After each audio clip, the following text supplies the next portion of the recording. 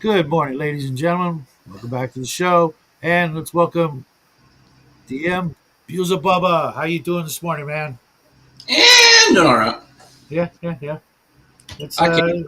it's been a rough couple days. It's so cold. I know. I mean, I live in California, but it's still when it's 20 degrees, for us that's a big deal. That's like negative 20 for a lot of other people. We're just not used to it, and It was literally -2 this morning. I know. I know. Cold. Yeah, it's going to be time for me to chop some firewood, well, chainsaw some firewood after the show because ain't nothing like going to bed with a nice freaking warm fire nearby. I love the sound of the crackling of the wood and all that. So, for folks who are not familiar with you, hey, what's up, Mac, Dean, and Crafting Gamer? Why don't you tell us a little bit about yourself, so I don't have to, ask too Uh, many weird questions. I'm just a regular guy, I guess. I don't know. I'm just from Northeast Kentucky. I've been running games since the early '80s, and I'm just going to focus on like gaming stuff. Other than my gaming stuff, I'm just a grandpa.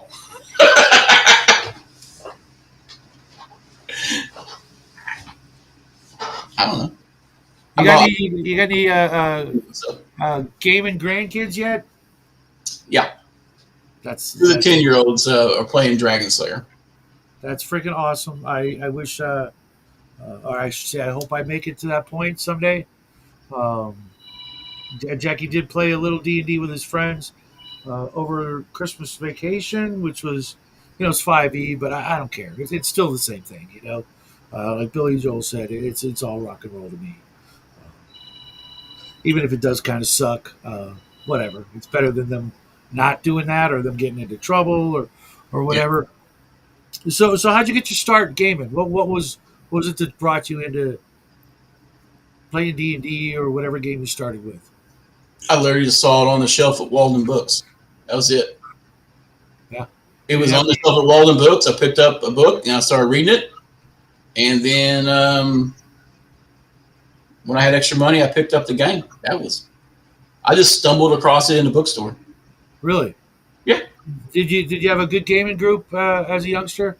no, I had my cousins. Okay, well, I had my cousins as neighbors, and we played Red Box off and on. And my older cousin John, he played with me for years. And then when we got to high school, it took off. So 3 years after I picked up the game, 3 years playing with my cousins, and then in the '86 forward, started playing every weekend for decades. And I quit playing for a while. Life happens, right? sure. We go out into the world and Yeah, start our own quest. exactly. My son is about a year and a half away from that, but I am slowly putting together like a traveling set of D&D that he can take with him, hopefully, so that if he's in boot camp or in college, he can be like, okay, well, I got this. Anything to keep him out of the drugs and alcohol scene that I don't know about you, but I definitely, uh, well, more than dabbled in for. Yeah, I can say I've had a misspent youth. I will gladly might have had. I would say I had a drinking problem, but I never had a problem drinking. Right, right. Glorious results of a misspent youth for the two of us. I think I quit drinking the first time at 19, Yeah, so got in a lot of trouble, which is something I don't see anymore. Well, I mean, I do, but not with my son or any of the people he hangs out with or any of his kids. It's so night and day difference. I mean, we used to, you know, after school. I don't know about you, but right after school on the bike and didn't see home until the streetlights came on. yeah. We got off the bus in the holler and stuff. Yeah, And there's none of that where I live. None of it. yeah. And you would think that California, but nope, none of that. They as soon as they come home, they're It's and different. It's different. I freaking hate it. But I'm just as guilty. I'm on YouTube 24/7 almost, using it as a radio. I don't know about you if you do that or. Mhm. Background noise. I have tinnitus real bad, so if it gets too quiet, it gets worse. Oh, So the really? worse it gets, the more I can't focus. So I leave on background noise a lot. Now, granted, that's usually like music channels or dungeon synth or post punk. Lately, it's been a lot of Russian pop synth from the 80s. Really? Yeah, It's it's funny. not, I think because it's a different language. We had an issue. We thought it was our washer or dryer leaking. Turned out to be a hole in the pipes in the wall behind that. And we called the usual company, and they sent out this guy, and I could have swore he was like Middle Eastern or something. Turns out he was a Russian metalhead who's actually kind of famous back home. So I'm like, awesome, you know. It's funny. Small world. So Max got a couple of my questions already primed and ready to go. What's your favorite game and or favorite games in that genre? What was that? What's your favorite game and or genre and games in that genre? Let me close this door. Someone. Sure, sure. Yeah, I got to do the same thing. My dog's being a butthead. He's about to find himself outside. Oh, shit, I know he's The coming. the currently it's Dragon Slayer is what I'm running. So I kind of fell in love with gaming again. So I like Dragon Slayer a lot. That's what I'm representing. Well, what is it about Dragon Slayer as opposed to one of the original old school games? Uh, support it. The Gillespie's rule system, basically house rules, parallels how I run my games, how my house rulings have been for a while. Okay. So it paralleled it. And when I got back into the hobby after leaving, after 3E poisoned me to the game, and I quit. I just was done. And I got back in because of Labyrinth Lord, and it reminded me of Labyrinth Lord's get me back into the hobby. Artwork, the style, the thing. And my favorite genre is fantasy. I prefer fantasy TTRPGs. Okay. And I Well, think the old school feel out there right now for retro clones is Dragon Slayer. okay. Oh, I know you didn't you write some sci-fi recently for Red Room? Yeah, Okay. about some rules and stuff, and a couple of sci-fi genre game, a fantasy adventure for bastards, and then I made Raid on the Poultry Planet for Wretched Space, and I have a few others. I just have to tweak them out because they're a hot mess. Did you ever play any of the old school sci-fi games? Yeah, I played Traveler, hated it. Like Hated Star it? Frontiers, love BattleTech and MechWarrior. Okay. What'd you hate about Traveler? Character creation, and it just plotted. I just didn't. It just didn't gel for some reason. Okay. And what'd you love about Star Frontiers? It was just D&D in space. Okay.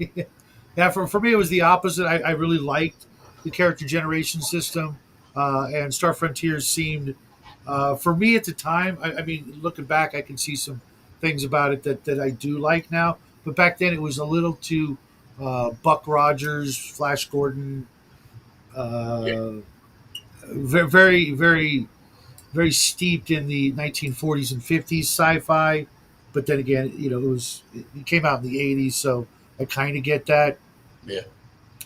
Dean wants to know what's an aspect of D and D you like from each edition you wish you could smash together for a Frankenstein version, or have you already found that? I mean, it's first strikes. So it's miniatures light, so it's not heavy miniatures. You can do theater mind, but the combat situation is different. The rules for spells have kind of rolled back a little bit for range and stuff, and I think it's a nice balance. I've never been heavy skill system unless it's a modern or sci-fi system. Those are skill-based games to me. Right. In fantasy, I want it to be class-based. I am 100%. I don't like Even in sci-fi, I'd like to see a solid class-based system or archetype system or something like that, where you've got kind of a package of what your character is and does, and you try to stay in that lane, as opposed to with every skill based system I've ever seen. You play it long enough, and everybody's the same. Right. Everything's Everybody's mud. everybody wants to have pick locks and first aid and whatever other things go along with every genre. And I'm like, well, how are you different other than the way you look from everybody else in the game? You gotta have a specialty, some sort of flair. A lot of it is aesthetics. I think a lot with all these games, everybody, there's a whole faction that says we don't need another BX clone, we don't need this, but it's all a matter of aesthetics, right? For the most part. Sci-fi, the only ones that's actually hit it for me is now Wretched Space. Mm-hmm. And I think it's because they cap skills at 5 points, so you can't go numberitis to where you're automatically succeeding all the time. Right. There's a curve. So the system has a built-in bell curve, whether they realize it or not, with a simple D20.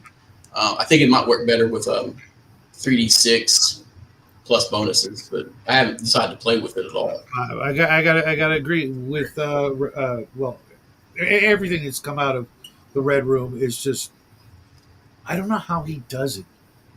How He's a journalist. He's a journalist first. People forget that he was a journalist, and that's how they work. They work on the deadline and the next story, and replace the next story with the next project. And they I'm more amazed with his extensive, knowledge or ability to pull in and drop in the information that you would need. The uh, Uncharted Seas, is that what it's called? Mm-hmm. Yeah. I knew very little about the genre and the history, and I felt like I just read a history book that taught me more than I learned in 16 years of school when it came to history in 400 pages. Just the amount of dedication and love he puts into whatever genre, and I'm like, you can't honestly be like that big a fan on every genre. Well, it's from cinematic origins. That's, you got to understand that they like history, but they like cinematic origins. So you're looking at if you look at it from an aspect of cinematic genre, then apply some research into actual history from a Western European viewpoint, it all starts falling together. I think Portuguese are now my favorite Europeans. They've outclassed Canadians. Canadians are way down the bottom of this now.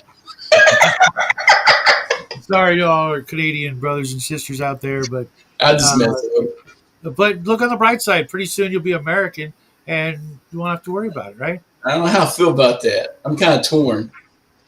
Just really want the Northwest Territory and Alberta and Saskatchewan. They can keep the rest. Yeah, as long as we've got a clear shot without needing a passport to get to Alaska by road, right? And we get a crap ton of that delicious maple syrup. Make sure we don't run out. Vermont maple syrup's better. Hey, I'm just saying. I don't know where mine comes from, but it's delicious. We made the switch from whatever that crap was in the plastic bottle to the real stuff, and oh my god, breakfast. Once you have real maple syrup, you never go back to the synthetic high fructose corn syrup stuff. Oh yeah. It's. We spent some time in New England, and they put that crap on everything, and I was like, man, I'm never much for syrup. And I'm like, I kind of love it. I'm like, I kind of dig it. But yeah. They put a little bit of coffee once in a blue moon, just a little. Oh yeah, I know, right? I don't drink coffee anymore, but it's just everything you put it on. Because I make ham, bloop. I make we've had a long habit of like when you go to Denny's and you get like pancakes or something like that, there's like syrup all over the plate. Mm-hmm. So everything else, the bacon, the eggs, etc., they have syrup on it. Now I'm not even making pancakes, but the syrup goes on the table and Jackie's just like bloop right onto the sausage or the bacon, just like it's like ketchup. It's second nature now. So take a look at some of the chat here. Yeah, I'm a big fan of classes myself. I honestly think that's just it's just not only does it make sense in a sort of not just class protection sort of way, but it makes it easier, doesn't it? Yeah. When The goal is to get the game rolling and quickly going forward. And if you have a you, class-based system, everybody has a role, because there's different ways to look at role: ROLE and ROLL. And role does not necessarily just mean role play. It means your role as in part of a team, because it is a group, a party, and each person in that party has a role to fulfill. it makes it easier. Most video games have the same thing.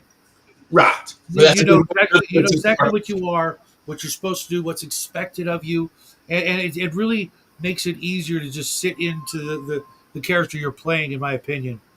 Right. Yeah, but the video game mentality is a derivative of the TTRPG. The fantasy tabletop came before the video game, and now you're seeing that bleed over to where striker, tank, heal bot are sliding into tabletop, I whereas fucking hate that. tabletop was distinctly a little bit more flexible with the roles because you had I hate that whole all that jargon, all that mentality of like damage per second. It's like what? No, there's none of that. We're not in a hurry. We're playing a turn-based role-playing game. We've got all day, or maybe we've only got a couple of hours, but we're really not that pressed for time to hurry up and you know kill the things before they kill the players because of time. It's like they get their turn, you get your turn, but back and forth. They may just kill you because they do more damage or they take less damage, but you don't have to worry about, oh no, he hit me too many times because I'm slacking off or something. That whole mentality just drives me up a freaking wall. Is that snow or static in the background, I Bubba? used to joke that it was demons, but the it's a glitch, and I like the way the glitch works. I had this odd shade of blue that I picked up for this room. And when I do certain background options, it does that, and I kind of like it, so I just left it that way. Or should I say, adjust your tracking?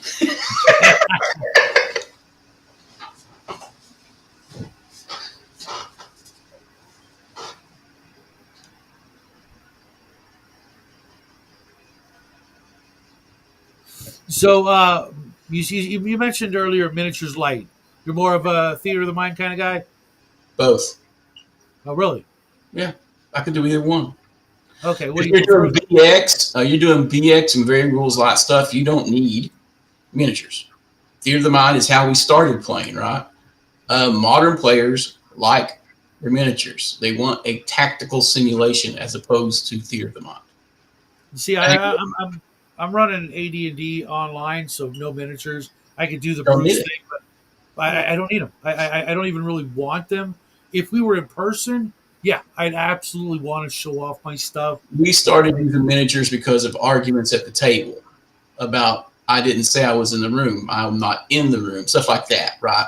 People hedging the bets and being as evasive as possible, describing where their character was. I call it hedging your bet.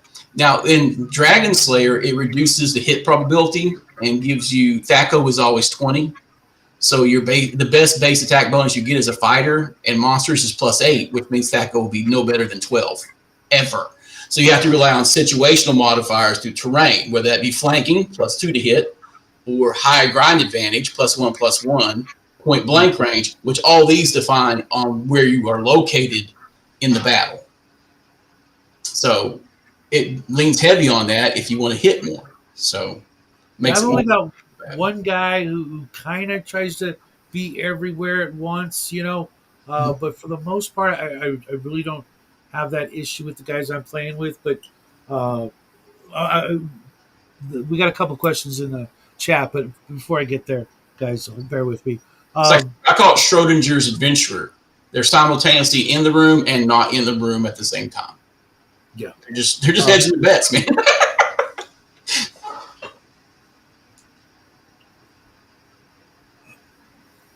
okay, I brain farted. I lost my train of thought, so I'm going to go with Max question. So you like BattleTech? Yes. What are your detailed thoughts on Mech Warrior, the RPG version? Oh, well, I haven't played it in like 20 years, but when we played it, I liked it. I liked it because it was a gritty, crappy universe in the BattleTech universe, and everybody was a mercenary. So I liked it because it was sci-fi without being over the top space opera. So it was that in between point that I think now that Red Room does with like their new orbit or that friend that in between thing they got going on. I liked it because it was basically a military war game with a role playing aspect. And then you could throw in some extra stuff like espionage, spies, and stuff like that. But it was just gritty, and it threw down nice. We had fun with it, but we like playing big jump, stompy robots. Who doesn't? Extra. Uh, that was one of the first type of games that I played with my son when he was when he was going through that Godzilla phase. As a kid, as soon as they discover Godzilla, they're all over it. We played a bunch of the video games, War of the Monsters, and the different Godzilla games, and then I pulled out this game that I'm actually working with the company, Giant Monster Rampage, where you build a big giant monster, robot, whatever, and you beat the crap out of each other using those big old not I guess Duplo Legos and things like that to make buildings, so that when you hit them, you can do X number of damage depending on the little dots of the Lego and things like that.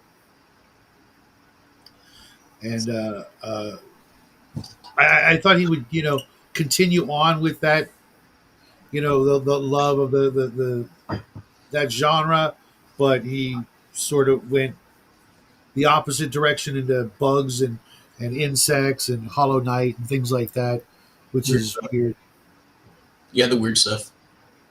Yeah. If you had to trade a mini to save Shadow from kidnappers, which would it be?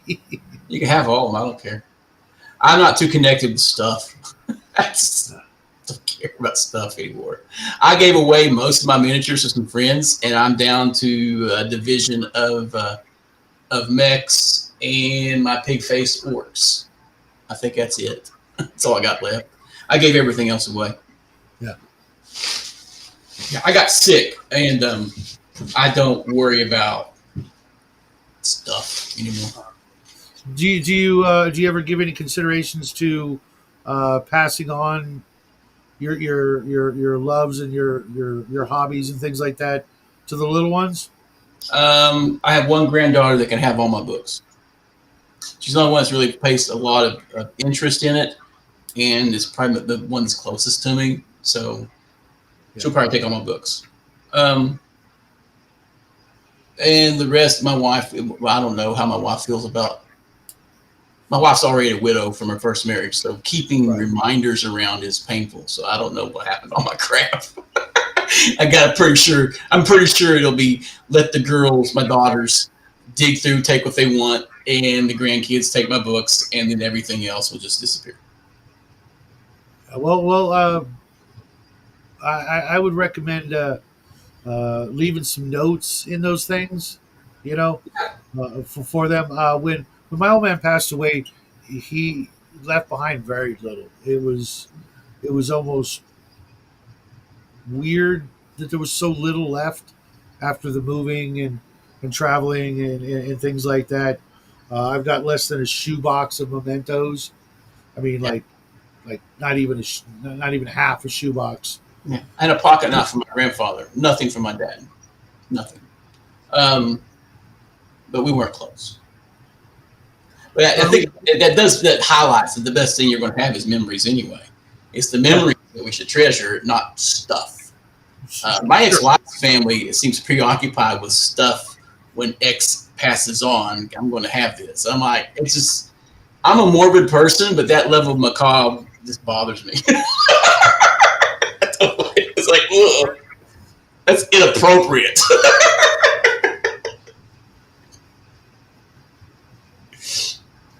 I can see that. I can see that. Yeah.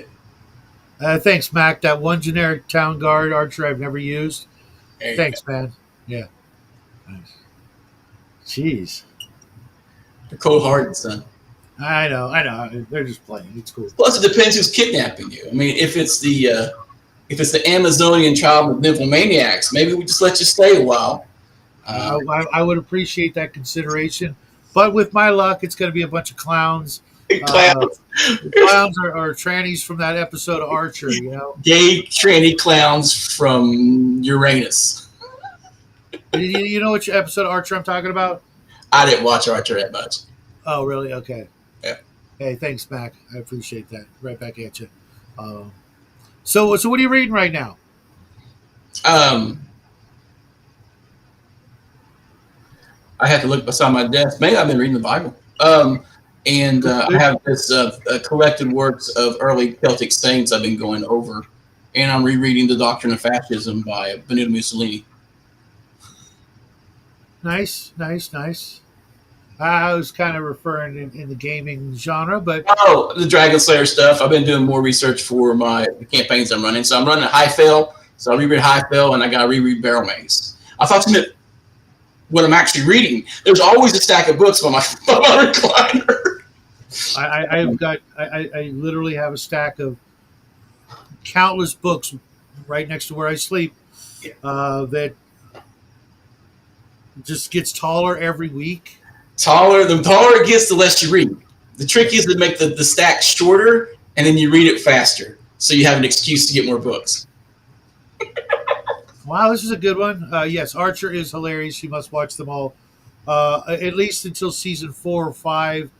I literally would watch that show on Netflix and then get to the end of what they had in their library, and I would just go right back to the beginning. I did that for like 2 years after the boy would go to sleep. It's like, all right, I'm going to chill out while I do whatever it was I was doing. I forget at the time, maybe paint miniatures.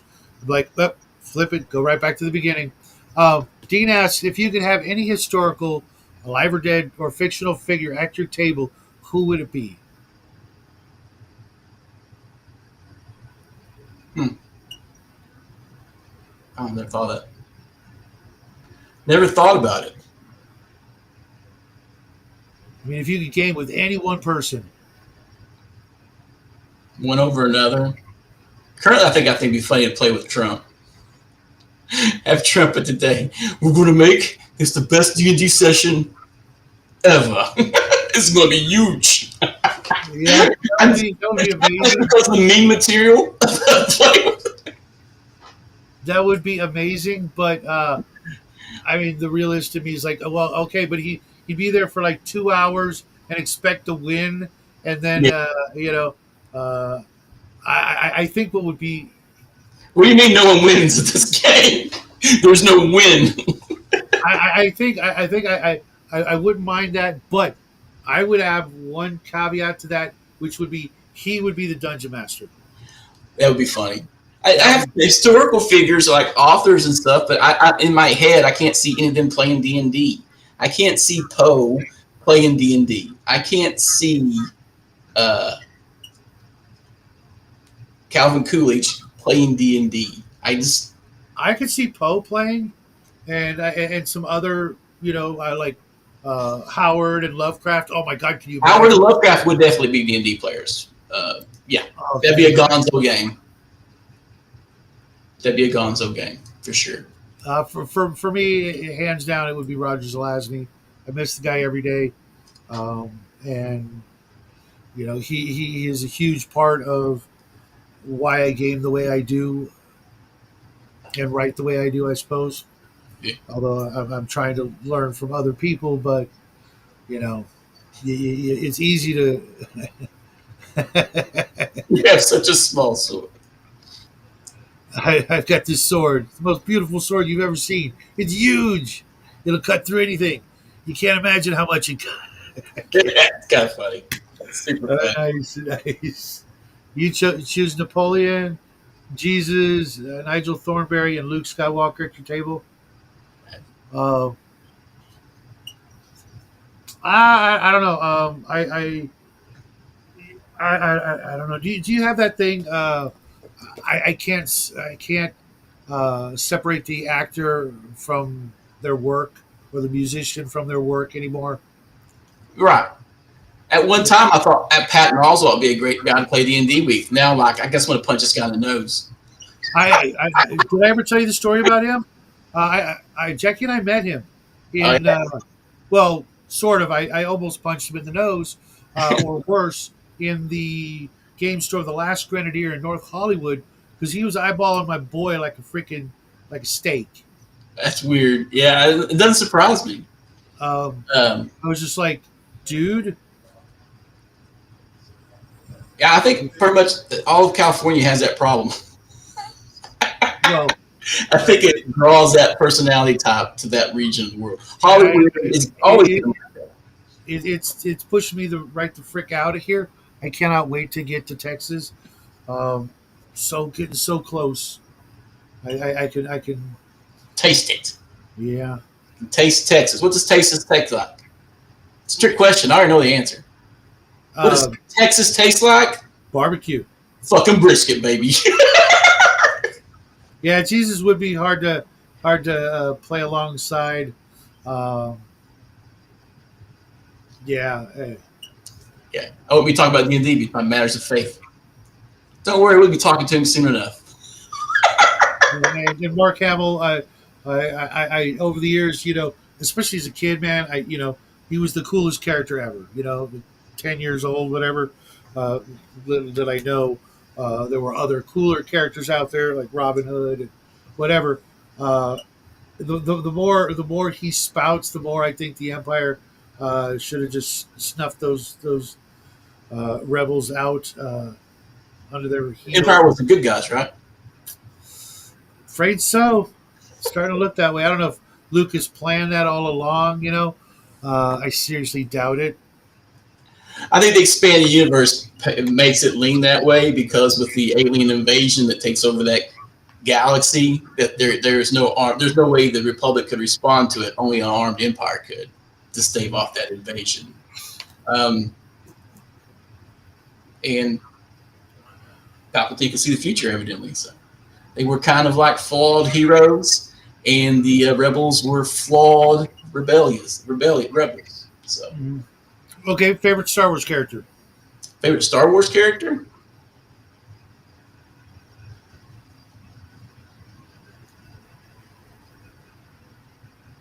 They keep changing the characters over time, so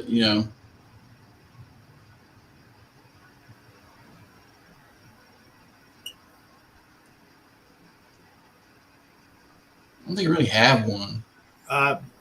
Same favorite character I had back, uh, you know, 77 through 80. His favorite's Fett, man, Boba Fett, because he didn't say anything. Exactly, that is it. Um, It made the ominous guy. It made him the the silent stranger from the westerns, right? It made him Eastwood. Clint Eastwood. Yes, Yeah, exactly. I literally, for a few um, for a few credits more. when I forget what cereal it was. There was the cereal that existed for a very short time. Had the offer on the back, send in 2 box tops to get the Boba Fett action figure with the little missile launcher that Yeah. actually fired and killed people. They Supposedly, people they choked to death. They killed themselves from incompetence. I know. It's just funny though, because I had it, I got it. My parents said, "Oh, you're wasting your time and your money." Blah blah blah. It came in the mail. They're like, "Oh, okay, cool." You know, and that whole silence about it. As a kid, he could be anybody. And do and They were say imprinted on not him. say. They imprinted what they thought he was instead of him having a type. Yeah. And then as time progressed and we learned about the Boba Fett, Jango Fett thing, I'm like, yeah, now that I'm a dad and I'm trying to raise my son up to be, not just like me, because that's never going to happen, but to pick up as many of the skills and things that I can impart to him and teach him, so that when he goes out and does whatever it is he's going to do, he can be self sufficient. He can survive in the woods. He can handle, just about any situation. I totally like gelled with that idea, of jokingly making a little clone of yourself, because that's what you do. when you have a son or a daughter, depending on how it worked for you. Um, you can only teach them what you know, and Right. and share with them all the things that you love, hoping that they're going to appreciate those very same things as time goes by. And luckily enough, I succeeded in some of the more important things. Other things he surprises me with, and that's awesome. Let's see, we got uh, G. Paul says he can separate the actor from the character. Now, authors is another thing altogether. Nerdy, his favorite character is Chewbacca. I really didn't know much about the expanded universe. It was better written in the movies. Yeah, and Mac Thompson's he thinks Jar Jar is the best. It's Waits Darth for Jar Jar. He's the real secret behind the throne. right. I have uh, seen the theories that Jar Jar was like the drunken master, dark Sith, whatever. There's so much of that stuff these days. There's literally, I don't know if you feel this way, but it's almost like there's too much to distract us with nowadays.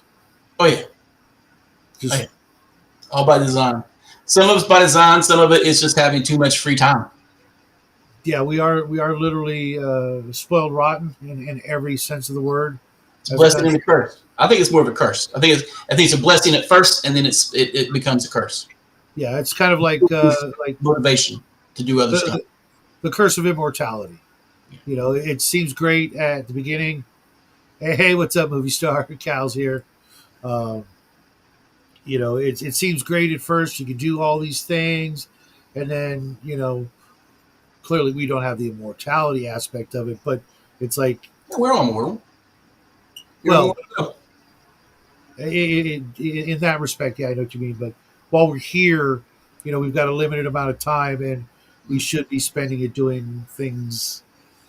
Of matter and import. Mhm, mhm. And I keep finding that as I get older, the more that is more simple. It gets more and more simple. Yeah. Uh, I really understand why my grandfather could sit on the porch for hours now. I really get that. Uh, I, I, I, I do, intellectually, I can agree with that, but I'm quitting smoking, so a lot of the fun's been taken out of that for me.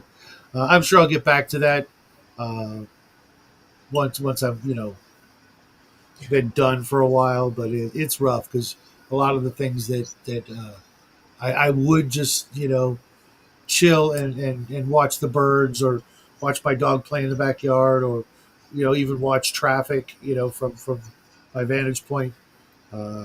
Just it seems like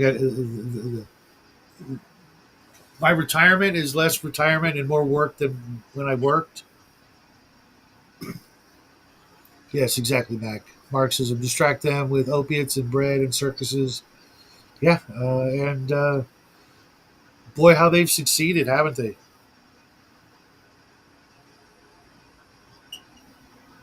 Did you freeze up, Bubba? Nope. I do Oh, that while okay. I'm listening. Oh, okay. I get It that was to Dustin too. He's like, "Did you freeze?" No, I'm just listening.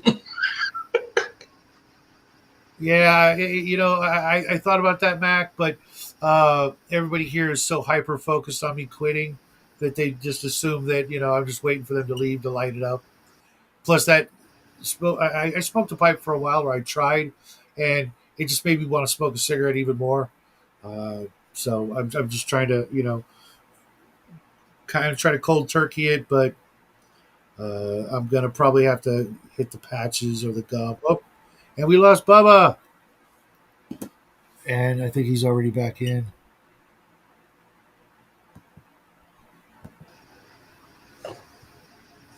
That was weird. You there? Yeah, and I got fiber optic too.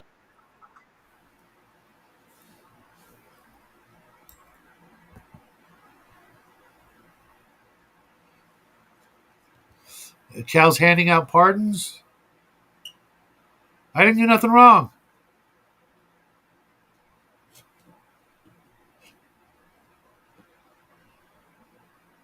You still there, Bubba?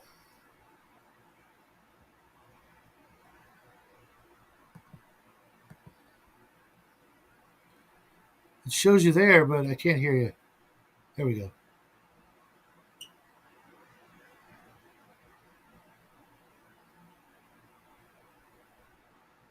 Bubba, can you hear me? Sorry, guys.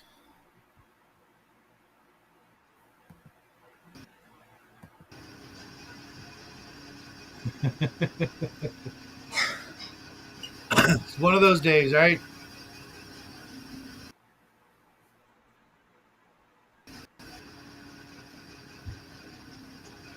It seems that way.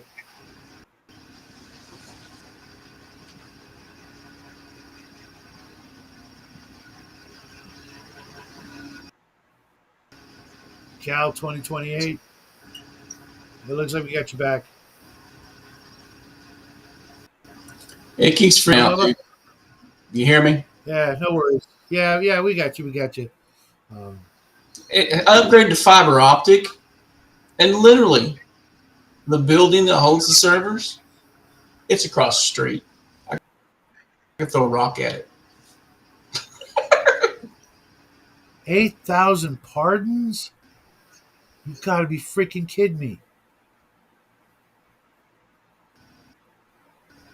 That's literally criminal.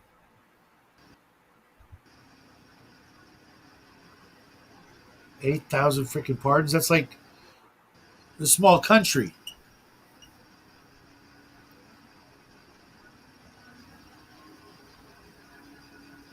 And RPG Exile, yeah, I can't do vapes because I have COPD, and the last thing I need to do is start inhaling moisture into my lungs. Come So I'm on, just you gonna know go you with want the popcorn run. yeah. No, I really really don't. I'd like to get my singing voice back. Not that I ever had one, but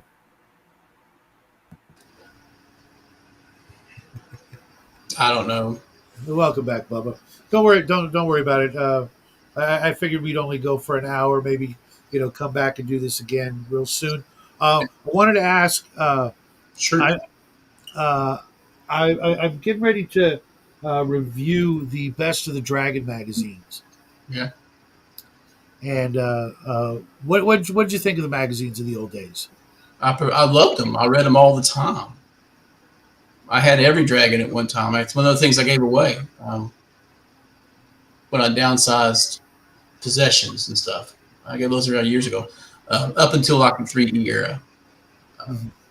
I had Yeah, everything. I never went past just dipping my toe into second edition, and when I heard third edition rolled out, it was right before fourth edition was rolling out. And I'm like, what was the because I started looking at the massive changes, from But the second. new system. It was like 2E from 1E from BX, you can still recognize the same system. Starting with 3E forward, it was a new system. It was a new system of play, yep, which changed the foundation of the table. It went from fiat and a campaign world to what do they call that? Player agency. agency. And you get to a point where the player agency is too powerful, Yep, then the DM is an employee. He's not in exactly. charge anymore. He's an Exactly. I hated that whole idea. That's why one of the reasons I did not like about what Shauner and those guys were teaching. It's like, no, there has to be a difference between a player and a GM, and I'm not giving the players that kind of say. Otherwise, why am I there? I don't know about you. My well. favorite thing. I don't mind having input from my players so I can customize stuff to where things run smoothly at my table. Right. A rule set should be adjusted to the likes and dislikes of your party to find that perfect level. But that's really up to the DM to figure out where that is, because the player is always going to advocate for more than for everything that destroys the party. The party, the campaign, the storyline. They want Because power. they rarely understand. Although uh, current players that we all know are better about that, but Right. they don't know how easily they getting what they want can ruin a Cascading game. destruction of a rules adjustment. And I don't know about you, but I'm huge into world building. That's what drew me in to the game the most, especially as a DM. I like this. I'm not so much. I create a world, but I keep it small. I don't want to go to each minutia on stuff Right. because the actions of the player create the world, and I like the hijinks and the interactions and the dice creating a crazy story of exploration and heroism. Or if you're not playing a heroic campaign, that the skullduggery has some humor to it. I always want to have a laugh on my games, and I want my players, when they're getting destroyed, to laugh about it. Um, Not take it too seriously because it's a game. The 4D thing that they were talking about seemed like a big narrative circle jerk to me. It kind of does. Yeah. There's some aspects of playing better, role playing better and staying more immersed in it. But Or are we talking about like improv acting? Because I think a point that when you delve too far into the funny voices and that, it disrupts your campaign. it absolutely does. You got people trying Or to out improv each other. or the people that are completely unqualified or unsuited or uncomfortable with using the voices Right. or playing in character, who would normally, for us, be great players, start to feel like, this ain't my thing. I'm Right, not. right. And it's improv. I think there's a point with some people because an immerser effect, if you want to call it, where professional voice actors have set a template that people want improv at the house, which is basically that's what these little social card games that chicks Uh-huh. like the party games, that more leans into that as Yeah, I don't opposed want that either. to I a I, I, pure I pretzel want to dungeon I want delve. a solid group of different people wanting different things and you know having different goals and different play styles. I do That like having different goals in the party. I don't think I hate the commie mindset. I call it the bug mindset that you get with some players, where all the magic items should be in a pile, and we issue them as needed to new players. And as soon as you're dead on the ground, we strip you like a locust, throw your body into a dump, and then we put it back in the pile for the replacement clone about ready to show up. Yeah, I wouldn't tolerate anything like that whatsoever. People never acted like that. Will never act like that, and it's I have only several players who have that mentality. They're bees. I would lose their numbers I think at it's least for games. It's like you know uh, just I'm basically here to have fun, and I don't like people hyper focus on magic items. It's like the joy is finding the new ones, right, and getting by on your skill. mhm. So uh, I, there's something to be said for using the right tool at the right time, and for me, magic items are just that. It's no different than a sci-fi game. Having a lightsaber or a tricorder, that you need right then and there, and you happen to have it. of It's course, all the same thing. Prepper mindset. We probably leave home with a pocket full of things. It's not just the keys and a wallet and a phone. There's a couple other things that we're not leaving home without because you never know. those are in my car. I don't carry a lot of stuff on me, but they're in my car. Um, But you know what I mean. The tools, yeah, we're tool users as a species. So having a cool new tool that does something that you couldn't normally do is just yeah. I you, think that's a thing about proper resource management in a game is bringing along tools to overcome. This last adventure, they were on top of a 130-foot tall tower and decided that they were going to go over the side with all their treasure and go down the side and got upset that I made rulings that 50 feet repelling, you had to make a dex check because you were fully armored and carrying loot encumbered. This should be dangerous. Second guy goes down, dies. They beat a Werven in 3 rounds as first and second level characters by just destroying it. And then one of the guys falls off the side of the building, rappelling down, and dies. I'm like, it is dangerous. If I went downtown right now and decided to rappel off a 5-story building, that could kill me. yep. You ever been repelling? Yeah. Okay, so yeah, same I here. repelled off of helicopters, face first. It's Oh, Australian, huh? a feeling. Australian. That's ballsy. I used to hang out with guys that would do that. We would rappel off trestle bridges and any other building we could find, and yeah, it's a Yeah, we were taught rappelling in high school in RTC, and then went in the army, and then we did other stuff. Well, the guards technically. I So don't think Hungar's in the hospital, guys. I talked to him just a couple of days ago, but anything's possible. Hey, what's up, Red Room? Streaming at proper hours. That's good. Yeah, this is the only time I could mesh my schedule with Bubba's. We are a couple yeah, hours different. yeah. Uh, I got a friend in. He's hanging out in the other room, and then I got 7 grandkids going to be here in an hour and a half. I always have a house full of kids.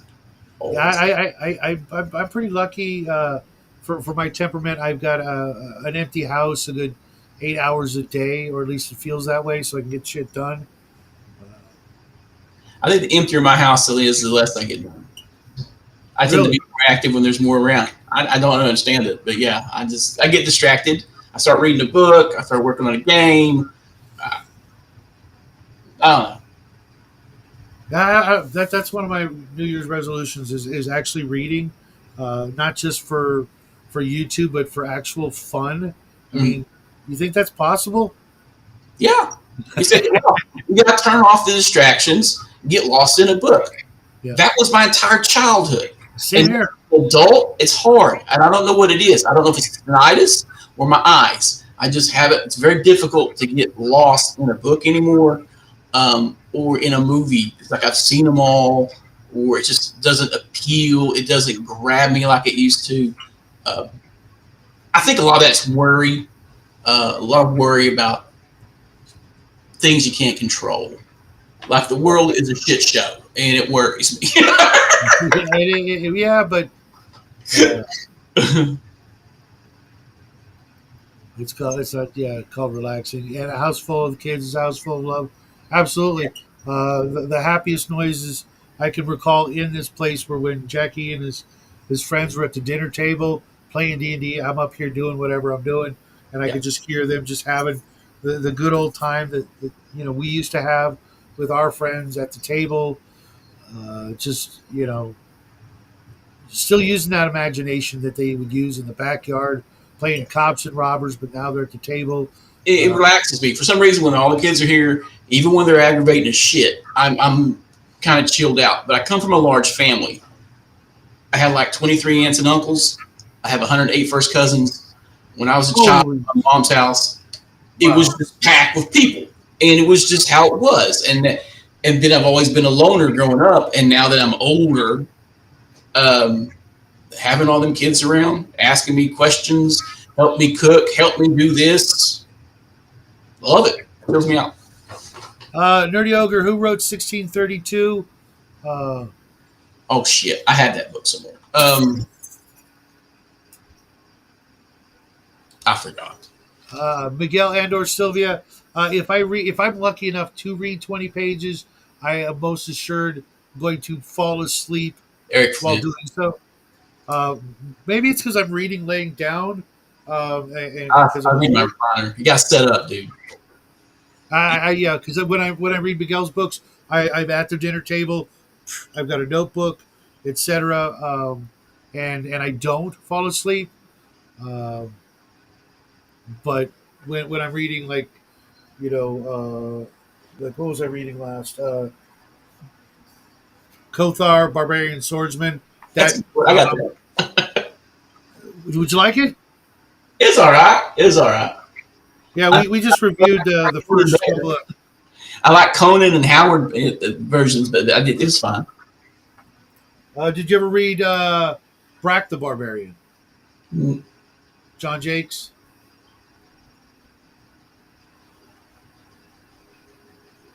maybe. Did he do short stories and Fantastic Worlds? I don't know, but he did a lot of historical fiction, I think, as well. Or I could be thinking of the other guy. That who says S6? I can't see the chat thread no more. But the 1632 was Eric Flint. Oh, okay. What's it about? It's about a coal town that gets transported back to the middle of the 30 Years' War. Okay, I think I've heard of it now. Yeah, we talked about it on. We talked about it before. Yeah, it's just something about being, in a nice, comfy position and a nice, comfy book. And I'm going to try to do more of that, but I also got to do a bunch of other things this year, which include writing.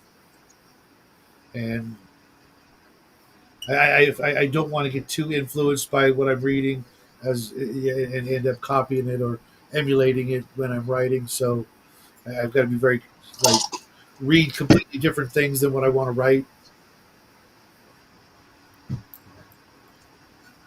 I lost connection.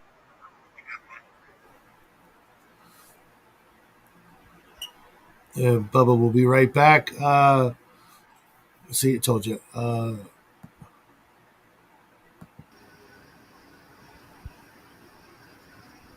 Going nuts. Yeah, it's not a big deal. I hope you enjoy the Conan stories. I did, uh, but I kind of got a little burnt out on Howard after a while. Hmm. I mean, it's like Yeah, anything. You can read too much of one thing. You start noticing styles in their writing. yeah. Some aspects of his writing style to me seem incredibly forced, but it's hard. It's hard. Hey, what's up, Eldrad? Long time no see. I like When bulky, wordy stuff. And I was reading something about stuff can't be wordy or verbose anymore because people won't read it, and it infuriated me. Too, they want to simplify everything down to simple phrases. And like, where's the eloquence in that? right. I don't understand. I'm about midway between those 2 points. A little too much is for me too much, and too little is, you know, like you would say, gay and retarded. Yeah, Um, I've gotten into some brawls over messing with people because I've restricted my vocabulary over the years, but I've actually told people, "Oh, I forgot too many syllables. 1, 2, 3, can't keep up," and end up getting in a little fist fight about it. But to be granted, to be honest, you are condescending to people when you do shit like that, which yeah, I used to be but bad.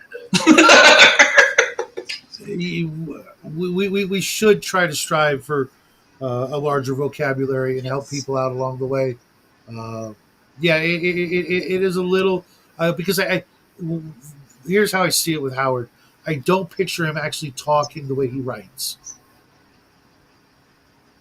Growing up in Texas at that time, I could see him getting in fights because The if he, vocabulary of our predecessors in American history is greater than that of today. oh, absolutely. But So even I could see some of the wordage, especially from the Victorian era in America, where people were actually more well read than they are now. Having 6 to 7 books that you reread several times in your house was a sign of it was like a company showed off. These are the right, books you know. yeah, right. But there will always be the common man who just doesn't have the time for it, and yeah, and can feel inadequate or being made fun of when talked to a certain way. And I've always tried to be able to, you know, read the room, and it's like, okay, these guys don't, you know, Yeah, you talk down to people in Eastern Kentucky and Appalachia, you get a fistful of knuckle. So yeah. I I think it's just, common sense to be a little polite. You know, if people are cocking their head because they don't understand what you're saying, you might yeah. have to simplify things, and I can do that. I can, you know. You got to learn to read the room.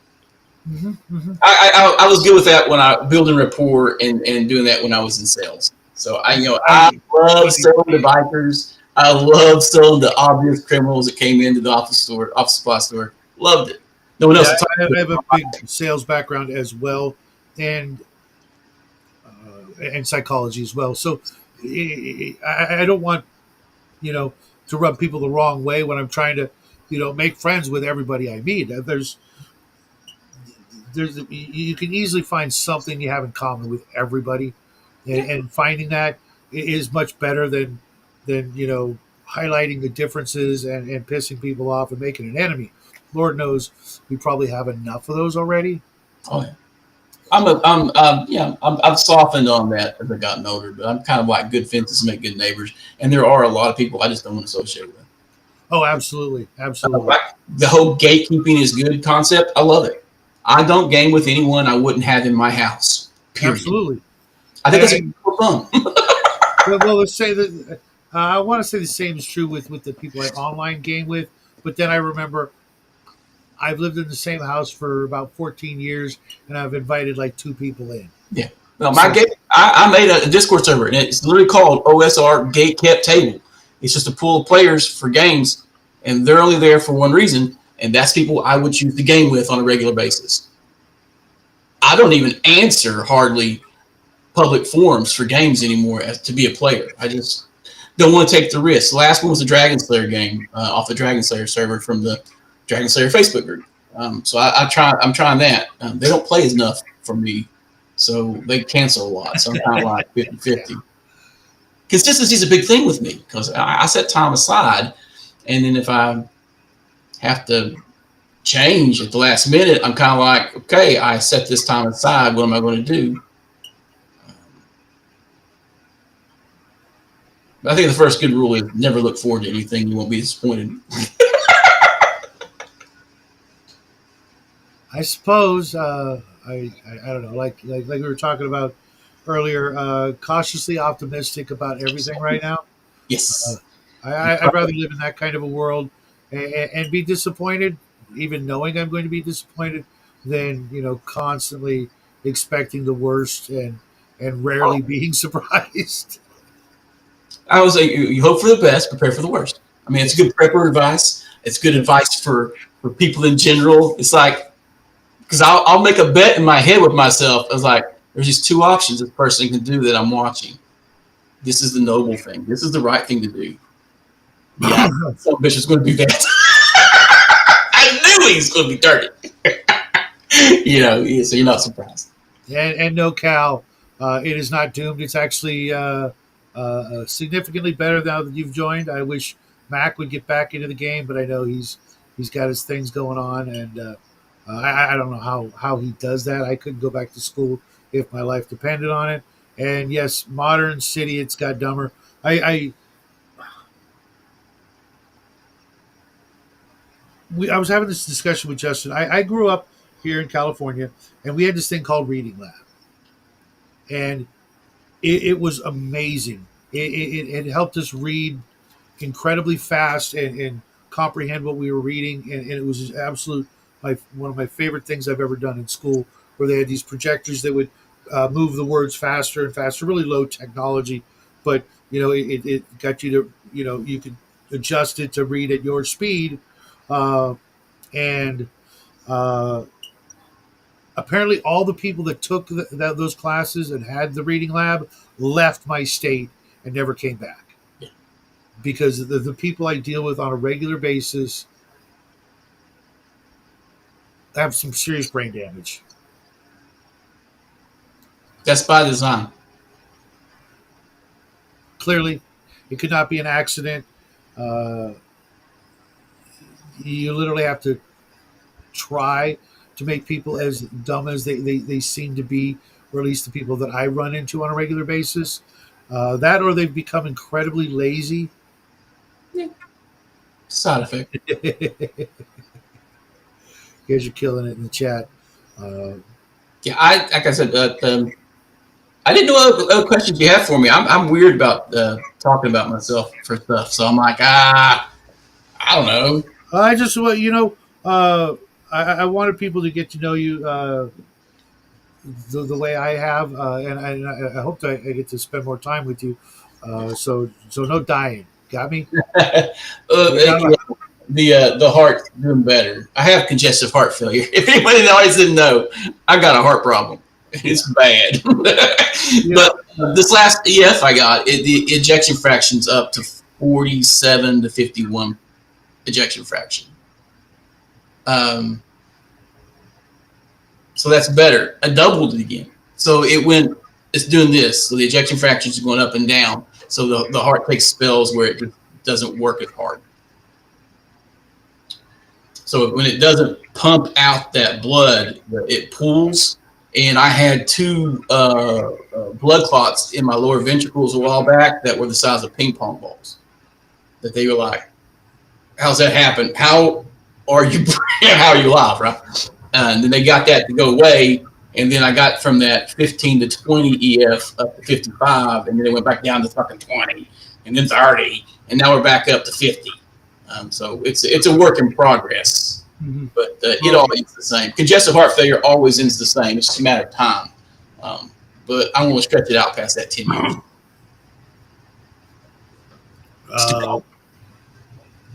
Well, I don't know that I have 10 years, but whatever it takes, man. Just keep on trucking, keep on doing it. Mac wants to know when, where, and how did you serve? I was in the Guards. I joined when I was 16, the Kentucky Army National Guard,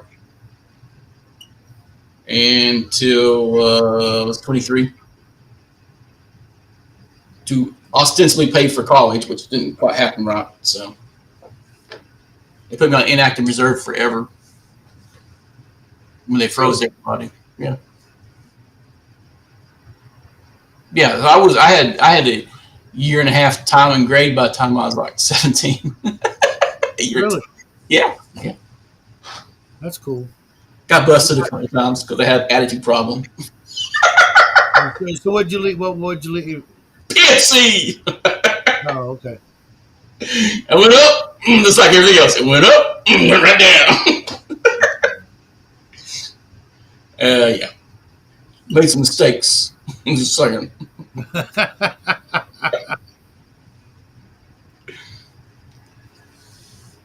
Yeah, 31 Charlie, 31 Kilo, 11 Bravo.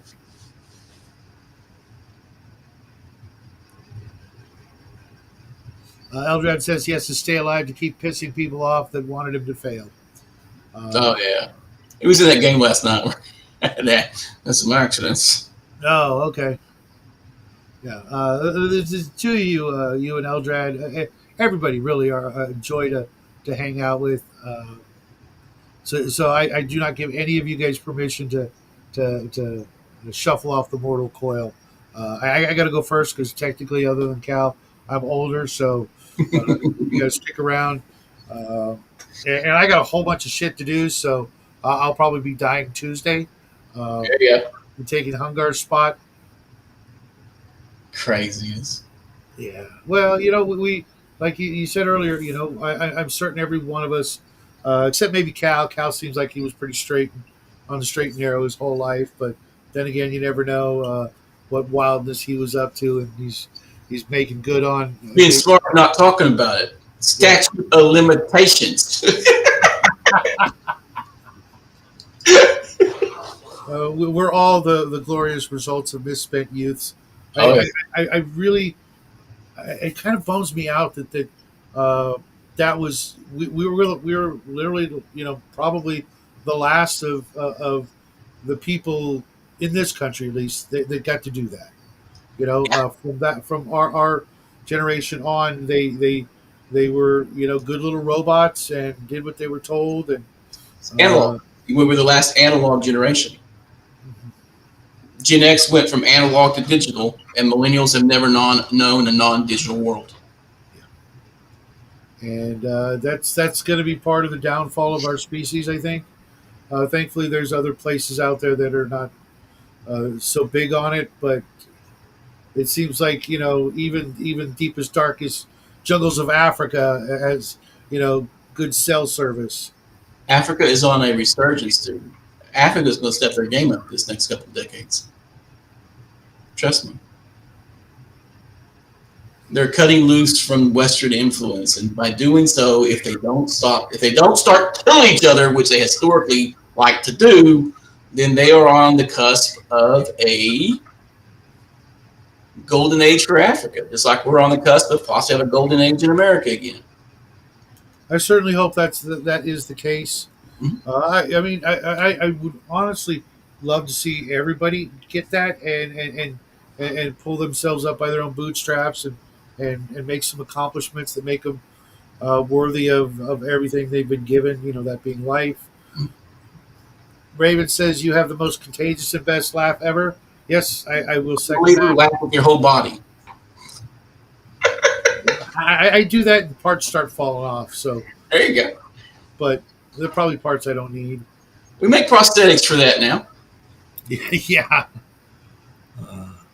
I got buddies, double amputee, man. He's getting women left and right now since he lost his legs. I don't understand it, but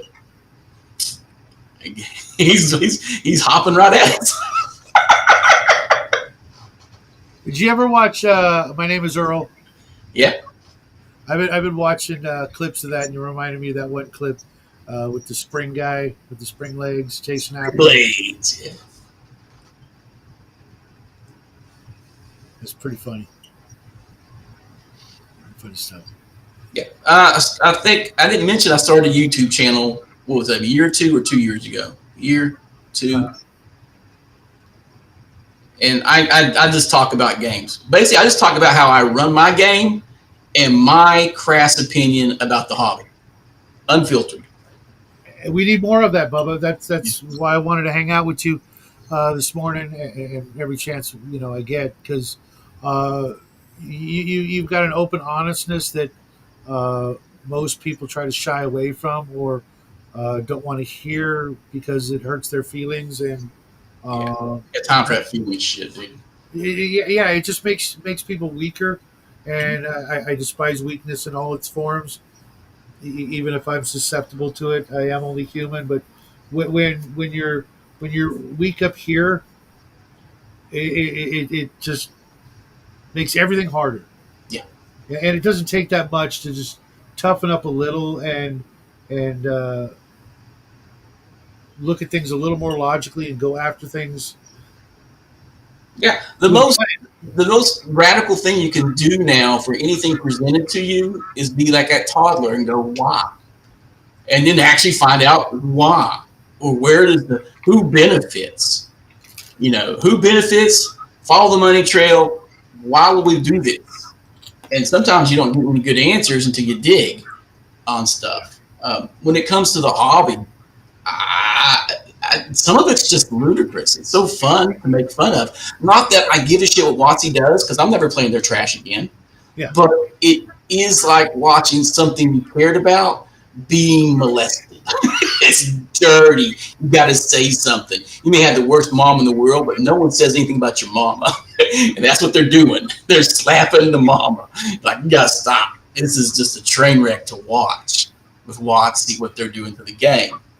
And and a lot of the talking heads in the industry, a lot of talking heads in the hobby, even the OSR, I don't think they actually play. I think they just talk about it. I don't think they actually play. It's easy to fall into that when you're doing the YouTube thing. I almost fell into it for a while, but I noticed that trend where I was doing more talking about it than playing. I'm like, all right, time to start playing. Right. If I'm gonna talk about the thing, I got to do the thing. Otherwise, we only have so many old stories to talk about. Let's make new ones to talk about. Yeah, it's like poor L. When he left this world, he hadn't played a game in forever. I mean, decades. Yeah. But he was out here, talking about it all day long, and I'm like, dude, get in a freaking game. Yeah. With BTTs, it's really easy to get one. I'm locally. I don't know if I got the energy to go out. Plus, everybody locally wants to play on the weekends. Weekends are a no-no for me. I do other stuff on the weekends. Yeah, 60-40. I hope you're feeling better, Off Grid. And Red Room is absolutely right. You should advertise your channel more. It would piss off much more people. I think I get banned. Once I'm on the radar, I think I'm gone from my mouth. I don't know. I sense a disturbance in the force leaning our way. Because, I was talking about this the other day with Facebook. People whine about Facebook and how much they censor and blah, blah, blah. I have literally not noticed any of that. And I have reposted things that a couple of years ago would have got me kicked off. But I think a lot of that is like hyped bullshit. It's not as bad. Mine's not public on Facebook. I don't have my Facebook public. personal friends, and family. I used Minds and Telegram and my YouTube channel to talk about what I really think. Mhm. Because there were so many 30-day timeouts on Facebook that I just stopped worrying about it. Uh, Red Room, I'm about up to here with Drive Through. I gave him one last chance because I backed Victor's Kickstarter and I had to go through them, and it took 30 days for them to finally take my freaking money. Uh, Yeah, I've given them one last chance, but that's only because I had to, not because I wanted to, because I wanted to get Victor's Kickstarter, and the only way to get it was to redeem the coupon. Otherwise, I'll be going through Lulu to pick up every one of your books that I can get my hands on. Although there's a couple, honestly, genres I'm not a big fan of, so I probably won't get those. Sorry. I need to work on some Wretched Space and Wretched Country. I No, didn't dude. run something in the evening just on the lark because I think I can freeform it. Just write some bullet points and freeform a space game or something. And I got one guy who's interested in it, but I don't know. We'll see. Dude, this book right here is literally the best, most Yeah, Grit dedicated. country or just grit country. No one's done this genre better. I have like there's only one RPG I don't have Western, and I've got some oldies as well as board games, etc. This is my favorite genre Yeah, I of. didn't like Boot Hill, but I love Wretched Country, and I'm not a big country guy on that. I am. I've always been.